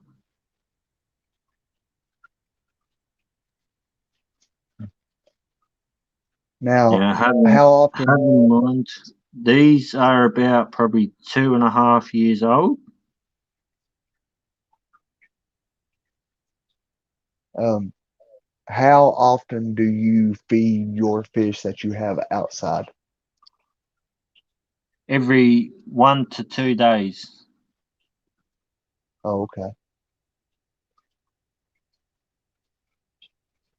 Reason being is because they will survive on whatever is around hitting their water.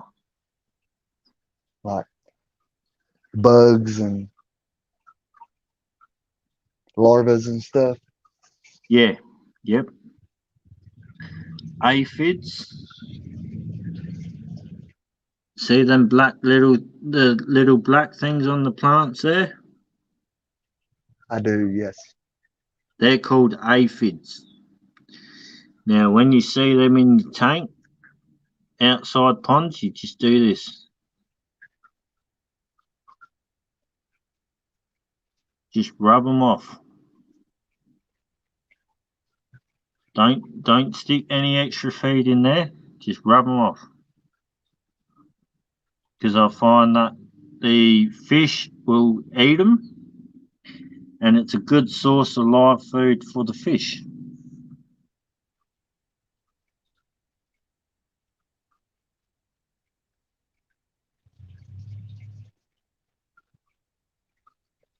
Hurry up, come in my hand. No, no, I was too slow then. Playing games today.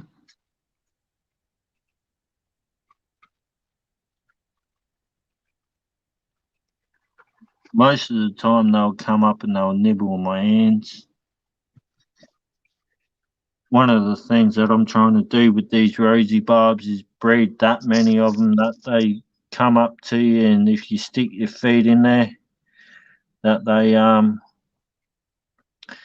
give you a pedicure, so to speak. Nip at your feet. Oh, these little guys, they nip wicked at your fingers, man. I've got video on my phone where I've just sat there and I've sat there for hours on end. And they just nibble. But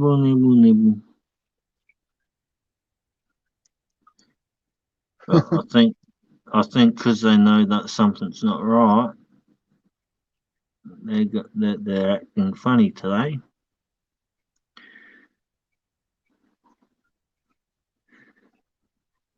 Because normally I'll just stick like 2 fingers in there and they'll just nibble at them all the time.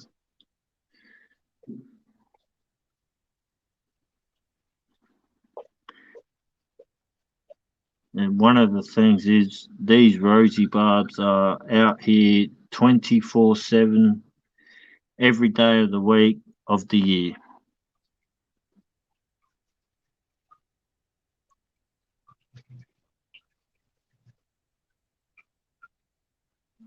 Might have to go bloody net, I reckon.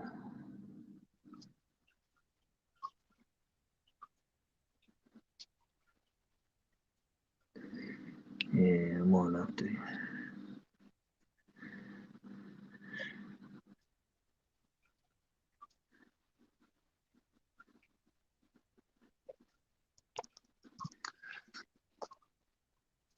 Well, Love how Nathan, they eat. Yeah, um, mate. thank you for having me up here and sharing your tanks with me. And I love everything that you have going on. I mean, you got some very nice setups, and I hope you have a good day. And everyone in the chat, I hope you all have a good night and day as well, depending on where you are in the world. But I will have to hop down and get a couple of things done myself. But I will be um, lurking in the back as I do what I have to do. Yeah, mate, you're good. Like what I say to everyone, reality comes first. Oh, yes. Well, buddy, thank you for having me up, and I hope you have a good day.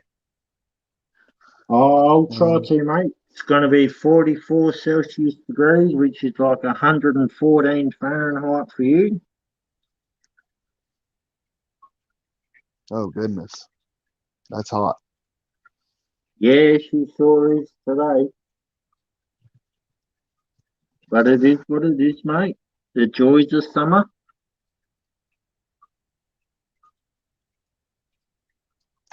Well, I guess I will talk to you later, buddy. But like I said, I will still be, in chat. I'll just be lurking. But I hope everyone has a good day, and I will see you all later.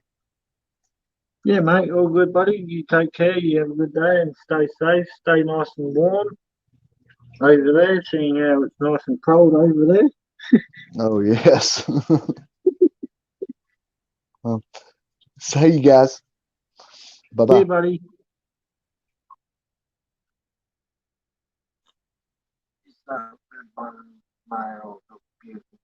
Actually, in the rosy barb there, Kira, I've actually got two different types. So I've got what you call a golden yellow and then a cherry red rosy barb.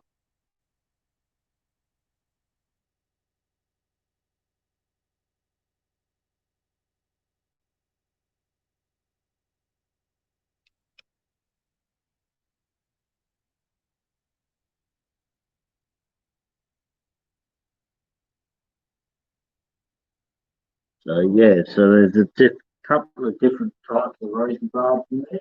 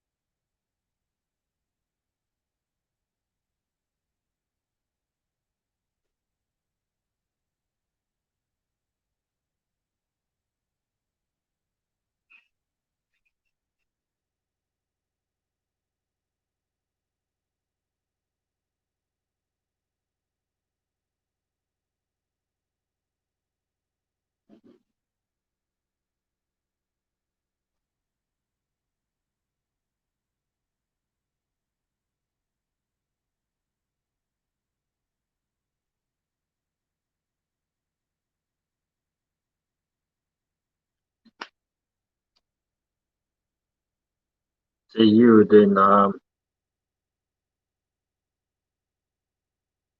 minus 10 to something like 30, 30. Yeah, see you would definitely need to bring them in tomorrow.